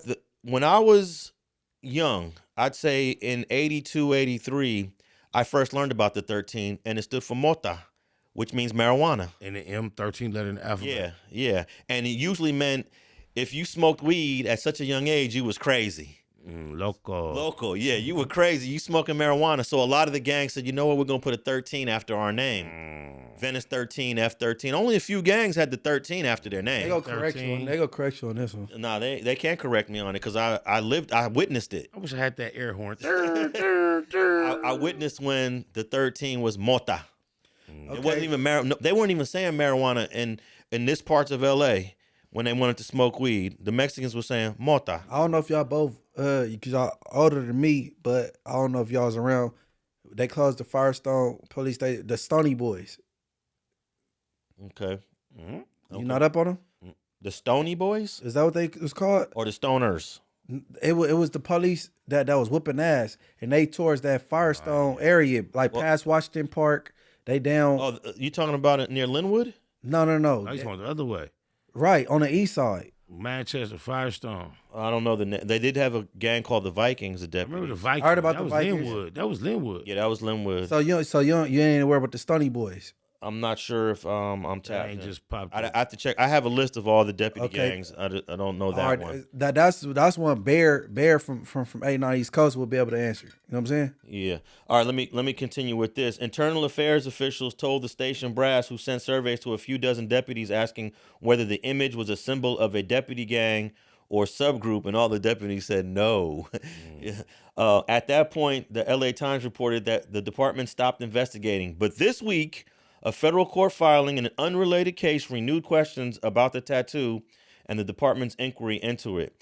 In a plea agreement filed last week, Deputy Eric Savaadra admitted to conspiring with a crypto mogul who paid $100,000 per month for Savaadra to provide deputies to serve his round-the-clock bodyguards and sometimes also commit crimes. So Savaadra got charged in a crime. He was a deputy working with some crypto scammer. Let me continue. Over the course of the 49 pages, the plea agreement describes an array of criminal acts involving this deputy and other unnamed sheriff's deputies who allegedly harassed and threatened people to intimidate the crypto mogul's enemies and further his criminal aims. Deputy Savaadra was a gangster. Yep. But it turned out Deputy Savaadra admitted to this tattoo. He has the He admitted. He has the tattoo. He a real gangster. Let me see here. In a single paragraph tucked in the middle of the agreement, Savaadra admitted to having the Lakewood Station tattoo, which he said he received only after other tattoo deputies voted to decide whether he should be allowed to get it. So, he got a deal. yeah, he did get a deal. Yeah, he got a deal. He got a deal, but He telling too much. he's ratting out all the other deputies from the Lakewood Station. It goes down. Nito Brown. Hey, so you say you got a list with all the gangs within the agencies? I got a list of every single deputy gang since the very first one in 1971 in East LA called the Banditos or the Bandits. And then you got the ones with the 3,000 floor. They used to throw The it back 3,000 floors on my list. Yeah. That was in the era I was going to say. Kind of Yeah. Does that have anything to do with the paperwork you recently threatened to release? For me? Yeah. Oh yeah. Yeah, brother. Okay, so we keep on getting sidetracked on all these other side topics, but this is huge that this deputy who was charged in an unrelated crime now is admitting to a gang tattoo that several deputies already did a survey say, oh, no, it don't mean nothing. It ain't gang related. It ain't nothing to do with nothing. I'm me a gunner. Until he was relieved of duty, Savaadra worked as a detective in the department's anti-gang unit. In his capacity there, court records show he testified as a gang expert, describing what bad acts would help criminals move up in the gang, including committing robberies, thefts, and shootings. And guess what this is going to now open up, Spider? All the cases he testified against in the past. Yeah, That people part. got action. Yeah, It's so called a salute. A picture motion and get back in court. It's only pitches motion in county because that's the pitches rant, bro. Yeah, before you get up there then. but most of these deputies testified like maybe in 10 cases. So there's 10. That's it. Yeah, usually More than that. That's still a lot, though. Okay, no, a gang expert. again, most deputies. It would take 5 years to be qualified. Yeah, because most of these gang deputies, they become a gang cop and then they do it for about 5 years and then they move on to something else. 5 years to be qualified as an expert. They don't have 20-year careers as a gang cop. So you might get a gang. Does that mean you're not an expert in that subject? Police is not an expert as a gang. They can't be a gang expert, but they. No, bro. Well, the court calls them experts. Yeah, So 5 years on the force in South Central LA, you're considered a gang expert. no, bro. it's even less than that. Oh, less. It's a 40-hour course that You're they lying. take. They take a 40-hour course to learn everything they can learn about gangs, and they become certified after that 40-hour course. As a gang expert. Yeah. Wow. But I'm assuming he's testified. I'm just guessing 5 or 10 Are you cases. sure they don't have to be 5 years before they can take that test? No, because in the LAPD, you can. I'm only having my perspective. Are you talking about sheriff or police? Yeah, LAPD? because that's why sheriffs frown upon LAPD. Well, PD. It may be the difference between the Because two. sheriffs, they got more. What's the word? Action, No, they more boundaries, more strict. requirements. They Take- more yeah. like than PD. Sheriffs, they frown upon the PD. They frown upon each other. You know, they frown upon Sheriffs each other. do too. They definitely do.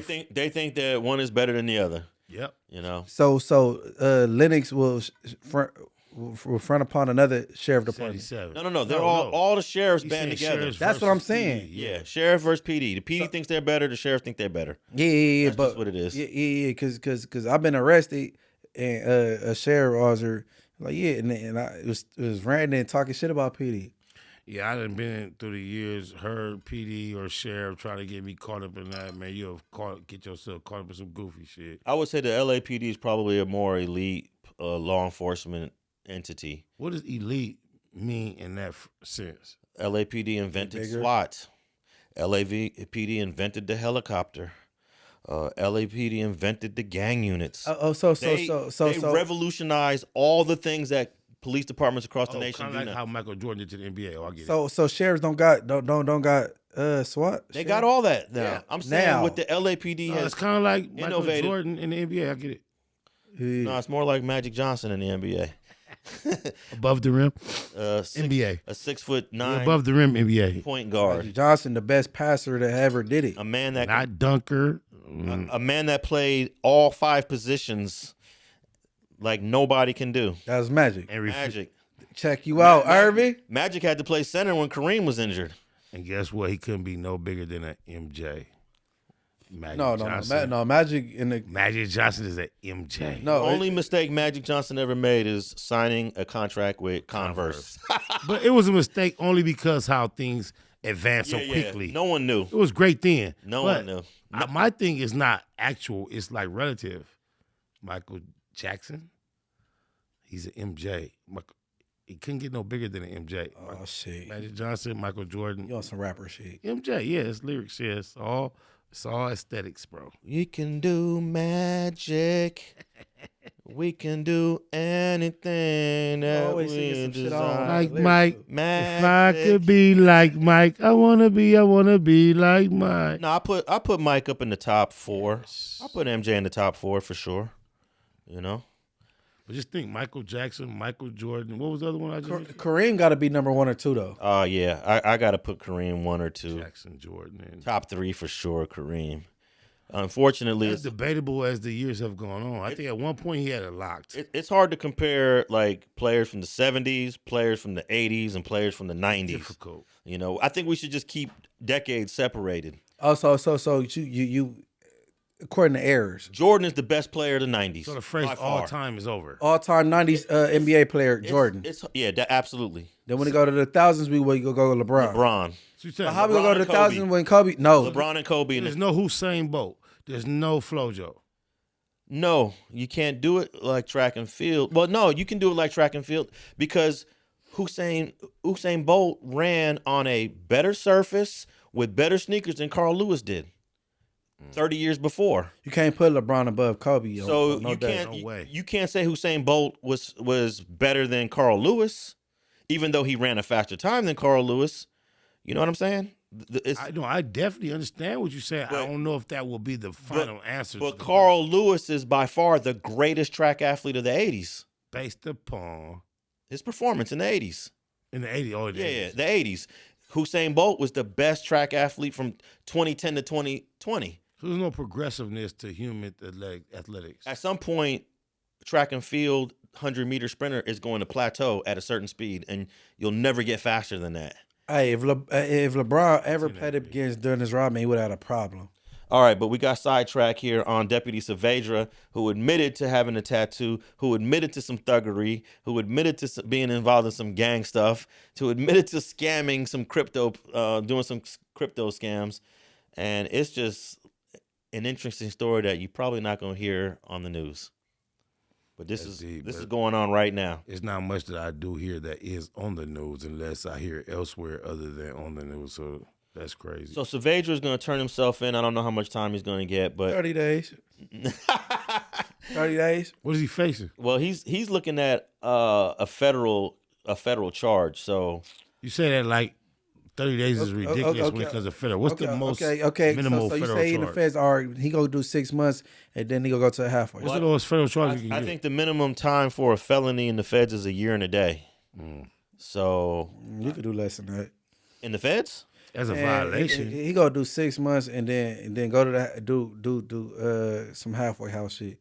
well, What would be the sentence though? yeah, I don't know what to say. He's negotiating his deal right now. Sheriff Robert Luna, the new sheriff, has unveiled a new anti-gang policy for deputies that he's trying to ban. He's the first deputy to ban being a part of a deputy gang or a group of thug deputies. And we'll see if that has any impact on the future of these deputy gangs. But they've existed under Lee Baca.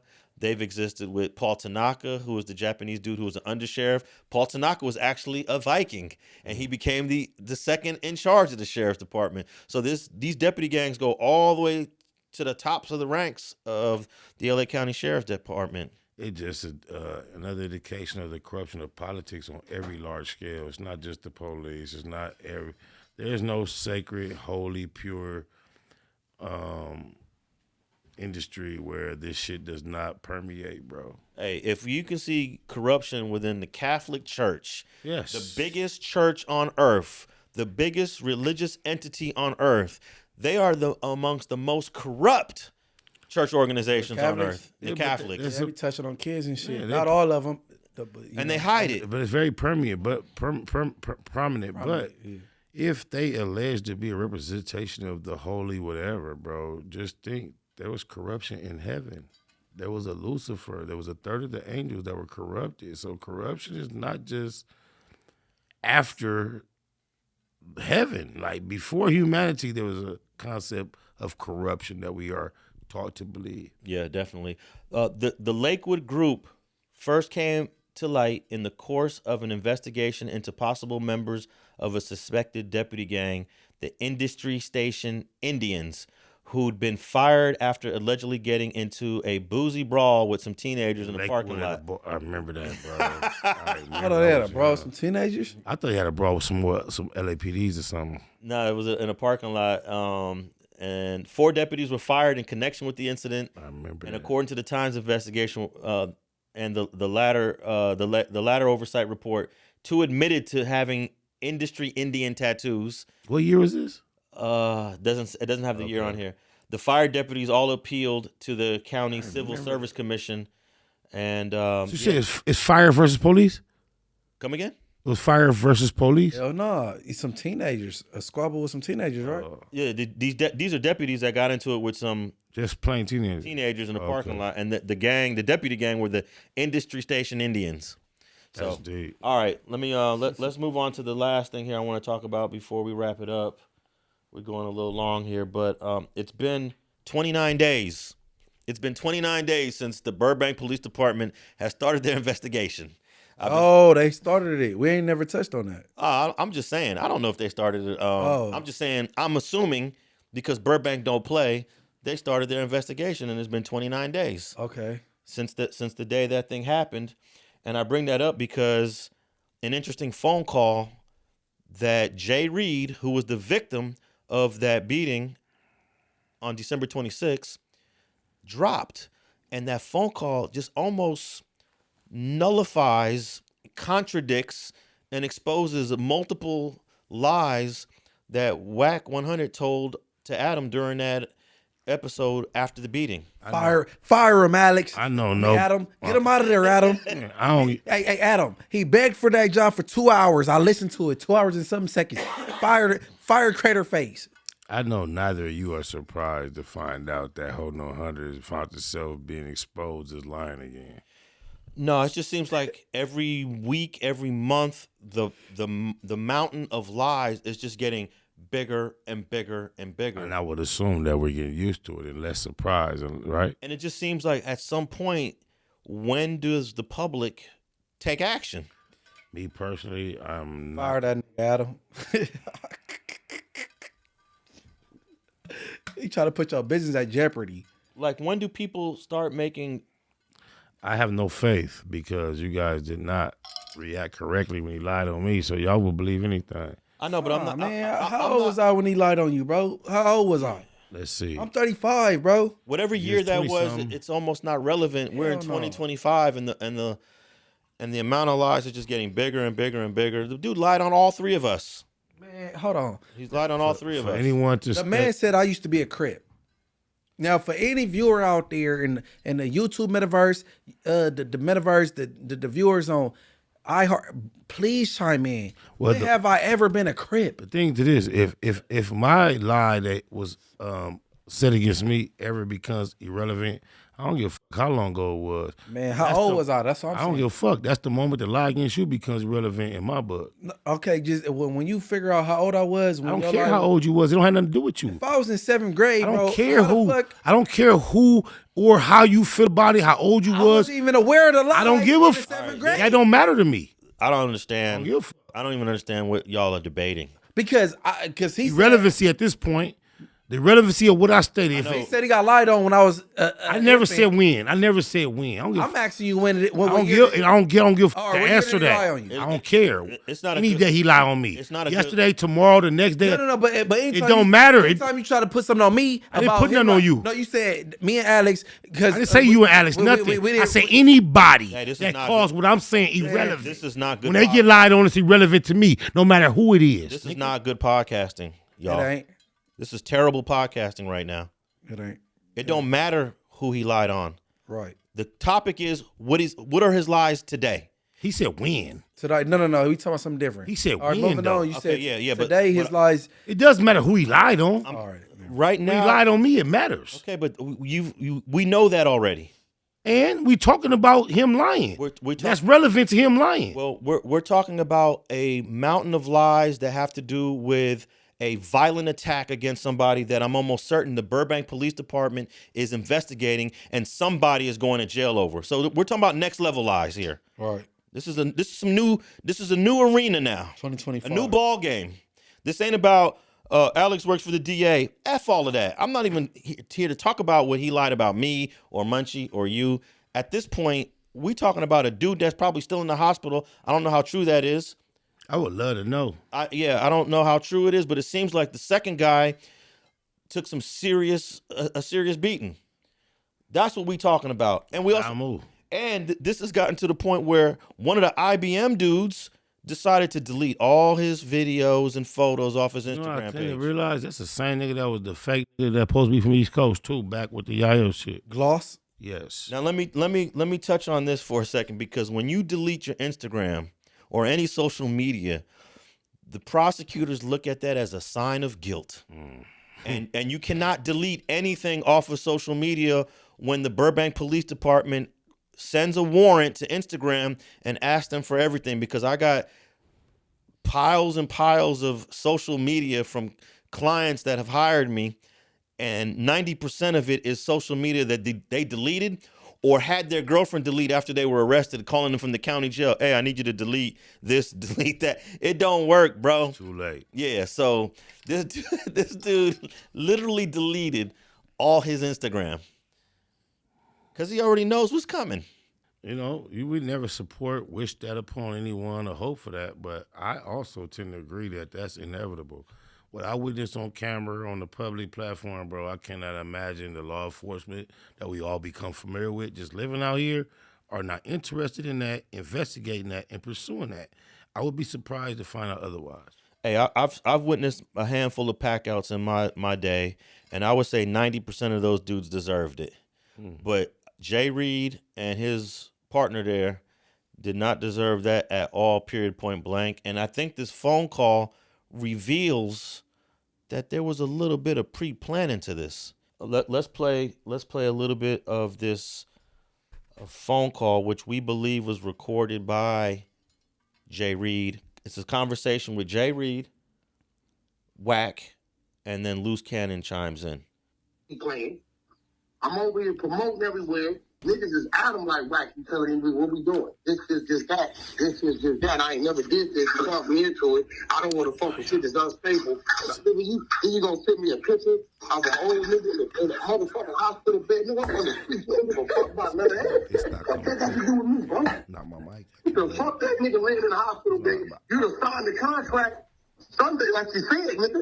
I wouldn't be calling you today to know that about the nigga in the hospital bed. Hey, so Wack, the whole time it was him holding up on the contract? I'm dead on me. That's better. Yeah, there we go. Big ass nigga. Bro. Hey, you pressing them so hard, I'm sitting there laughing. This how you know, bro. He stopped answering the phone for 2-3 weeks and then gonna tell me I was opening up some bill collecting shit in Atlanta. Bro, that's cool. What the fuck that got to do with the business, homie? I don't know nothing about, you know what I'm saying? He ain't knowing. Like I'm gonna tell you like this. I ain't never. My first time meeting was the first time you met him. I mean, the first time we met. You see what I'm saying? So like this. But I was already just telling Trav like, hey, bro. On Josh Network, academics, soul jumper, flash academics. No, we had to go, my nigga. Hey, my nigga Free ain't even answering my phone. He done fucked up a relationship, bro. And that's NBA YoungBoy managing because he brought the deal with the little Tim shit. You know what this nigga gonna tell me? Wack. So you telling me little Tim is the one that shot King Bond? Oh, man. I thought you. I said, you dumbass nigga. Never. We had 10 episodes, and we had it before Doc even went to jail. You stopped answering the phone. Hey, listen, I swear to God, if I'm lying, I'm fine. I've been telling this nigga to push the button, bro. It's just a nigga in the way, bro. Who in the way? Man, somebody, you know what I'm saying? Some niggas be scared, man. You know what I'm saying? I just think Travis be holding out. I think Travis holding out, bro. That's all. Yeah, I see. That's loose. That's loose issue. I don't know. I'm gonna make sure that I take care of that. That's loose issue. I don't know that about that. You know what I mean? I just think like when people don't understand business. You don't have to say anything no more. 6 I'm gonna break his face when I see him. Nigga, that shit is weird, cause this nigga, the main nigga running around screaming niggas' name. Yeah, I'm gonna break his face when I see him. Wait, these niggas is weird. I'm like, oh, what kind of shit? And you know, I don't like being associated like that, cause you know what I mean? I don't like phone calls. You know what I mean? I don't like setting up situations and niggas got me looking funny because, like, you a Pyro, you got Cannon from Neighborhood, you got me from Gangsters. Like, come on, man. I'm all in the circle the wrong way. Nigga, we been going hard on this shit about this shit. I'm already knowing. Niggas been going hard. You gonna put me a picture? My one daddy laid up in the hospital. Baby, what you got to do with it? Sit a nigga up there with a pill to smother this shit. At the end. Yeah, what do you think about that? Why you even play this, Alex? Hold on. Well, go ahead. I'll let Munchie go. Yeah. He said, I'm from Gangsters, Cannon from Neighborhood. He act like that was the first time he ever heard a gangster when he supposed to allegedly said on Gangsters and he said on Neighborhood. That was news to him. I don't think that happened. Nah, yeah. Go ahead. No, I'm just reiterating what he's saying, right? Mm-hmm.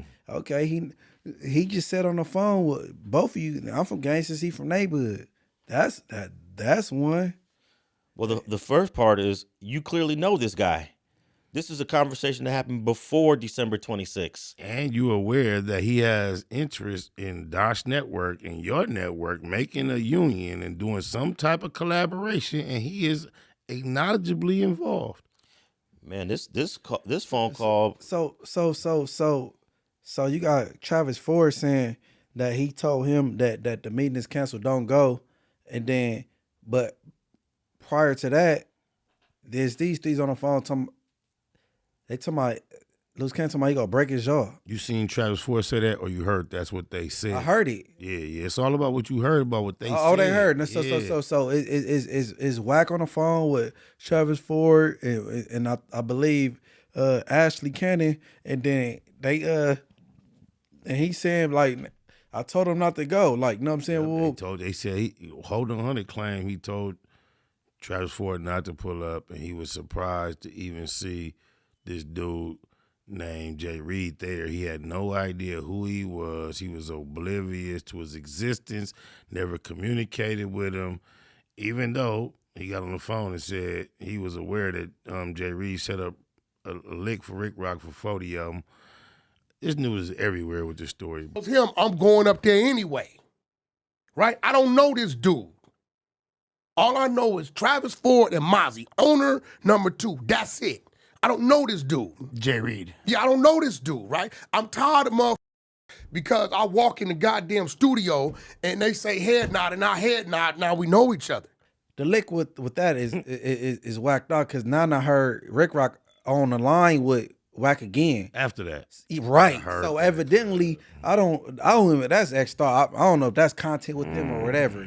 You know what I'm saying? Because me, if Spider would have been like, yeah, Munchie set him up for 40 of them, I wouldn't be on the phone with Spider a week later. Bro. So I don't know nothing about that. You know what I'm saying? But okay, so he's in a picture with his arm around you at dinner with Mozzie, Travis Ford, your wife. I mean, Sharice Mills, R&B, and these two goofies. Yeah, they're not wives at all. Right. That's why I just stopped. You in pictures with them, at dinner with them, and you on the phone call with him prior to No Jumper.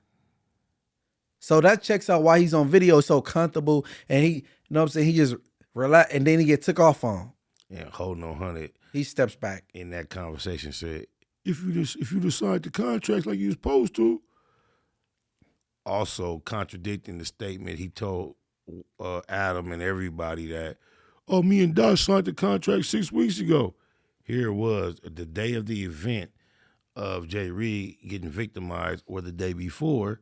He was upset with the Dosh Network owner, not only for not signing the contracts yet, but because he was telling him, I'm being slowed down because my daddy is in the hospital dealing with illness, and he sent him a picture, and holding on 100 didn't give a fuck about none of that.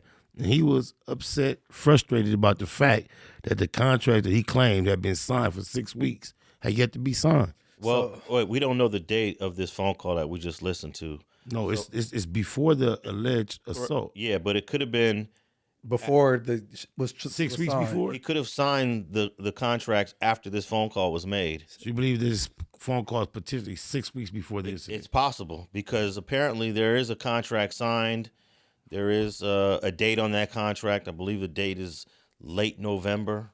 So what this conversation do prove is you actually do know J-Reed. At least for 6 weeks. At least for 2 months. And you knew, and there was obviously some friction between Loose Cannon, Travis Ford, and or J-Reed because they're not liking the way the business is going. Okay, so it sounds like Travis Ford probably let him come up there, and then Travis Ford cleared himself from what they just said because they addressed him because he holding up the business. Travis Ford may or may not have hollered at them, cleared his name, and he pushed everything on J-Reed, and J-Reed went up there and got whooped on. Yep. Well, him pushing it on J-Reed is totally presumptuous. We have no idea. Let me know what presumptuous mean. I ain't up just on that. Presuming that's just because your imagination is assuming all the facts you have, and you're adding that on, but we have no way to assume that with no facts. No, listen. He said, okay, let's just say Alex said, this may have been prior to when the deal was signed. I mean, that's presumptuous as well. No, it ain't. We presume that. No, because it's documents with the documents signed already at this dated time. So this conversation is not a new conversation. This might have been sometime in November. Might have been is might have been. Might have been as a presumption, bro. But we got signed documents though. Well, it's definitely before the signed documents. So whatever the date on that signed document is, when we don't know the date, we have to only presume, bro. Well, the date on this. No need to fight the word presume. Roughly, it's not a bad word. Roughly before November. That's why we presume. That's why we presume, because we don't know for sure. What are you saying you presume? Exactly. What are you saying you presume? The rough date that you're trying to establish. Okay. This conversation took place before after the signing. When it's a rough date, you have to presume, sir. It's just a fact. Last year. And you said roughly, correct? All right. So what were you going to say, though, Munch, about the whole they put it on J-Reed, Loose Cannon, and them decided to pack because them if they had this conversation and they saying that Travis Ford is holding up the business. Yeah. This is before the signed document. Now, when all this fiasco took place, the document was already signed. Let Cash Jones tell it 6 weeks prior. Ago. Okay? So now it sounds like they didn't talk to Travis Ford and then Travis Ford didn't clear his name. I'm not holding up the business. Okay? Yeah. Now he got his name cleared. This dude, he's still thinking he Dosh family, and he didn't came up there and got whooped out based on whatever Travis Ford said. Now that sounds logical to me. Not to me. That's what it. But that's giving Loose Coochie Lips and Cole and Ashley Cannon too much credit. I don't care if the truth is giving them a leeway. I think I don't believe that's the truth. I think Ashley's a buster anyway. Loose I Cannon, believe he's a weak link and a buster. Whether why is it giving him too much credit? Though? I believe he arrived at the decision to assault J-Reed without all that calculated. No, I just said what I said, and that's. I don't believe that thought. He went through all that thought process.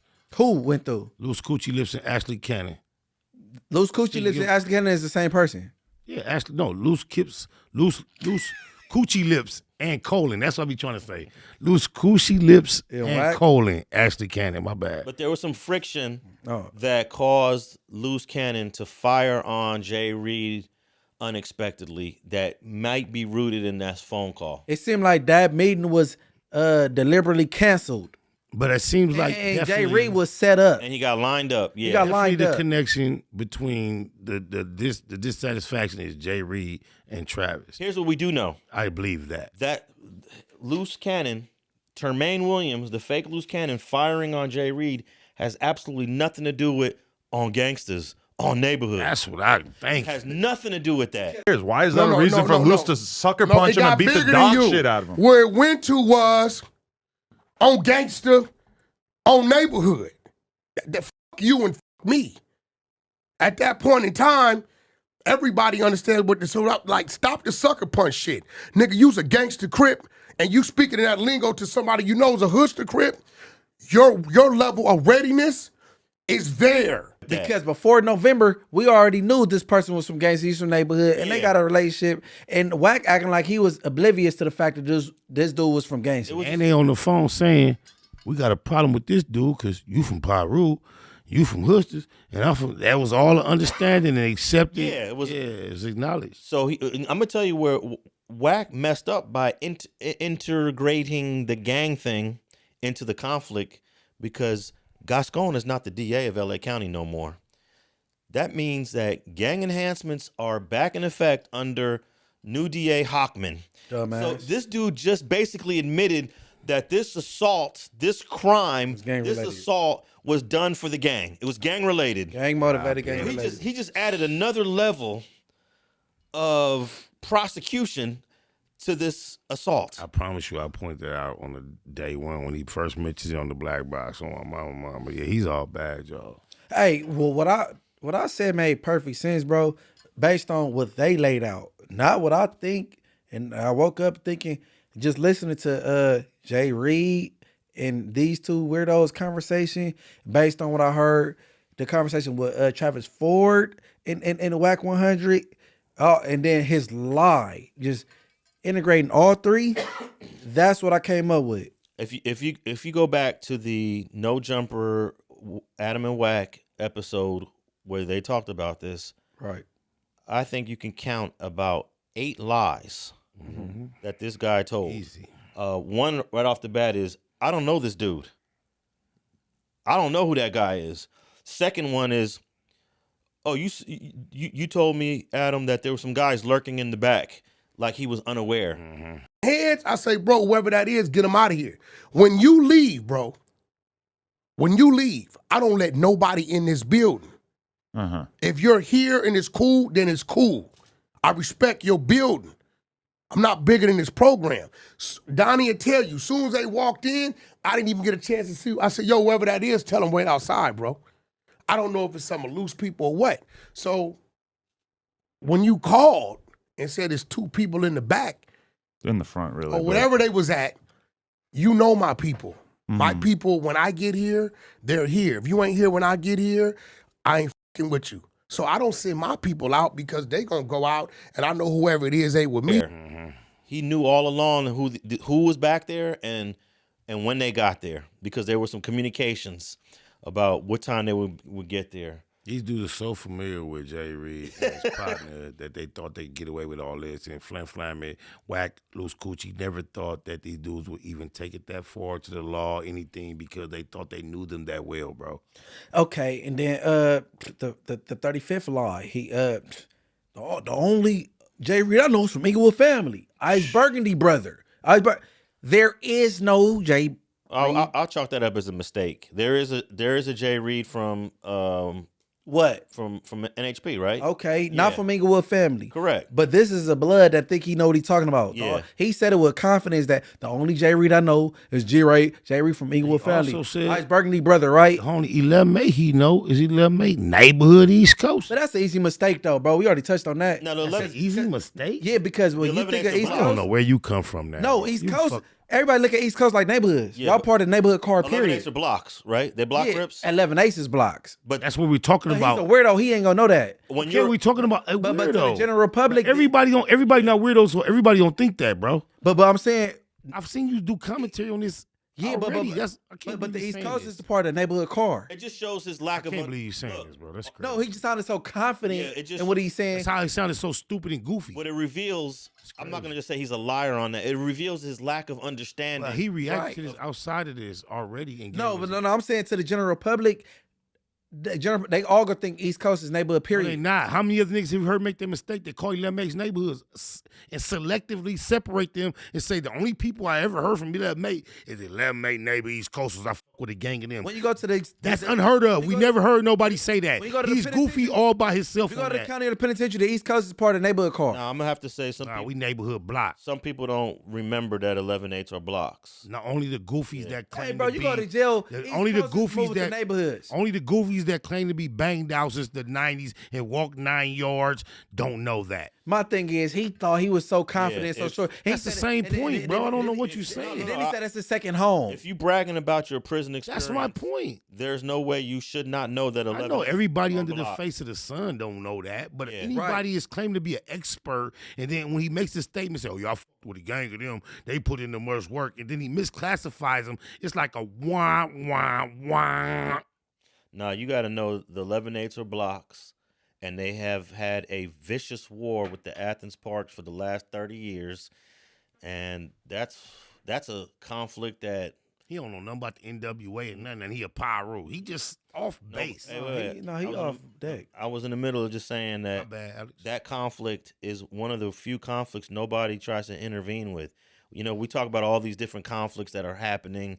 There might be discussions. There might even be people at the table. But when it comes to the 11/8 blocks and the Athens Parks, there ain't been no budging in that conversation ever.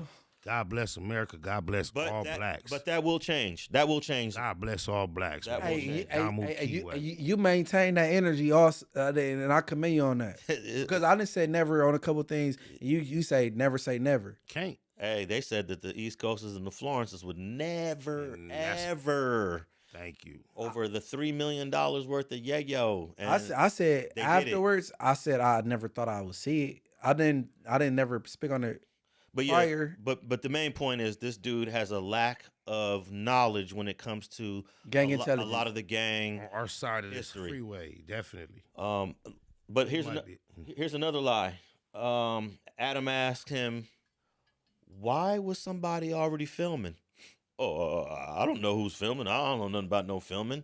I don't know who those people is out there. And then obviously 600 ends up with the video. Claiming to be the first to ever receive and deliver it. All right, let me show y'all something right quick. Because I ain't got time to edit, and I really want to speak on this thing right quick and get it out the way, you know, just to speak on it. Because a lot of people have been asking me to speak on it, especially because I was the first one to break, you know, the video. Yeah, so this phone call just reveals more trouble, more damage. It just hands the Burbank Police Department like more intelligence. Do you realize that because we realized that we observed it and we happen to say, hey, we see this, they trying to paint us as like informants or snitches or people that's working because we've analyzed the content that they've presented. Well, you know what? If this was a homicide, I wouldn't be talking about it. But because everyone survived. Hopefully, the guy that I don't know if he's still in the hospital. Hopefully, he's gonna make a complete recovery. But yeah, if it was a homicide, I would. An unarrested or an uncharged homicide, I wouldn't even be talking about it. If it was a homicide or any other crime, and the only thing I had to react to was the evidence that the actual alleged suspects presented in it, I would react to it. But regardless. one reason why we must react to this is because the participants of the crime have put the information you out kind of there. like like cut me off what I was just saying. Okay. That's what I was just saying. If any criminal committed a crime and then uploaded it voluntarily, I will react to it regardless of the charge. Okay, so let me ask you this. So let's say a guy commits a homicide and he's recording himself shooting somebody intentionally. Mm-hmm. He posts it, and he's still not arrested yet. Mm-hmm. Would you react to that? Yep, to that guy? I would tell him how much of a fool he was for recording. No. I might stay away from that. I most definitely will. No, I wouldn't. Because the only difference is with this, they posted it themselves. This is on Wack Instagram. He posted it on Instagram. He said if he did the crime on. No, I'm saying if a guy recorded himself shooting a gun, the key word. He's holding the phone. He's holding the phone in his left hand. He's got a gun in his right hand, and he's shooting, and he kills somebody, and then he uploads that video to the internet. I'll react to it immediately. Oh, if he uploaded it himself, then it's content. I'll react to it immediately. Yeah, I would probably stay away. I have to offer nothing incriminating in order to react to it. What you mean? Hold on. So the only difference is because somebody got murdered. I don't like to be. Why would you record it and upload it? It's on the internet. I'm just saying as a hypothetical, if somebody did that, and one day somebody will do it. No, it's been done. It's been done. No, it's been done already. Yeah. People then did their due diligence and recorded it. And died after they just did their stuff. Went live, told me what they just did. I just seen some way out stuff. Okay, the homie Pee Wee from Fruittown Brim. Oh yeah, Pee Wee. He shot it out with peoples, bro. He shot out with the police and got shot. He went live. He went live. But nobody died. He survived. And he survived too. But if I react to that, I'm a snitch because he recorded himself shooting at the police or getting shot. Yeah, exactly. Hell no, exactly. Hey, I'm saying no, you're not. He's agreeing with you. Okay. Yeah. I mean, Winnie100, stop texting me. He look up to you, bro. Stop texting me. No, wait, Munchie. I'm not a snitch. I'm not a Crip. Stop texting me. I don't want to talk to you. Bro, you did not. I don't want to talk to you, bald head. Bro, you did not even sign up to run for office, but you got nominated. God damn. Bro, you got to accept, bro, he's in your shadow. He wants to be your type. If not you personally, he wants to be revered like you, B. Braves, and those type of moves over a landscape of time, homie. Suge Knight even. Give him his room. He wants to be that reptile face. Leave me alone, okay? Keep doing your no jumper job because you're chasing the YouTube check just like the rest of us. You're not a millionaire. You're a thousandaire. You living off credit. You got good credit, and that was smart. I just did an interview with Devo with financial literacy. Go check it out. Credit is key. You got good credit. You're not a millionaire. You don't manage the game. Okay. Once had good credit at least. Blueface is in jail. True Car is nothing. Kim with Cuz. I'm just sticking to the business. Kim with Cuz. All right, I got this last question before we wrap this up. The whole excuse that JReed showed up there for content just absolutely makes no sense.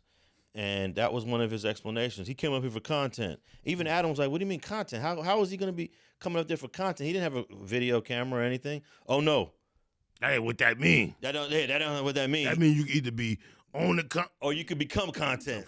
And Luce says, so you came up here for content, right? He says, well, however you want to put it, cuz. How'd they come up here for content when they didn't have anybody filming? You're missing the point. That ain't what that mean. What's right? the content then? Look, content means you can have a camera or your ass can be content, right? So Luce tells him, you came up here for content, right? He says back to Luce, whatever, cuz, how you want to put it. God. It was an answer that made absolutely no sense to Adam's question. And it's just, I don't know why some people are giving this guy so much weight, so much attention. This guy's a pathological. I just want to remind you that real is rare. This guy's a pathological liar. Real is rare, bro. I want to hope that there's real is the majority.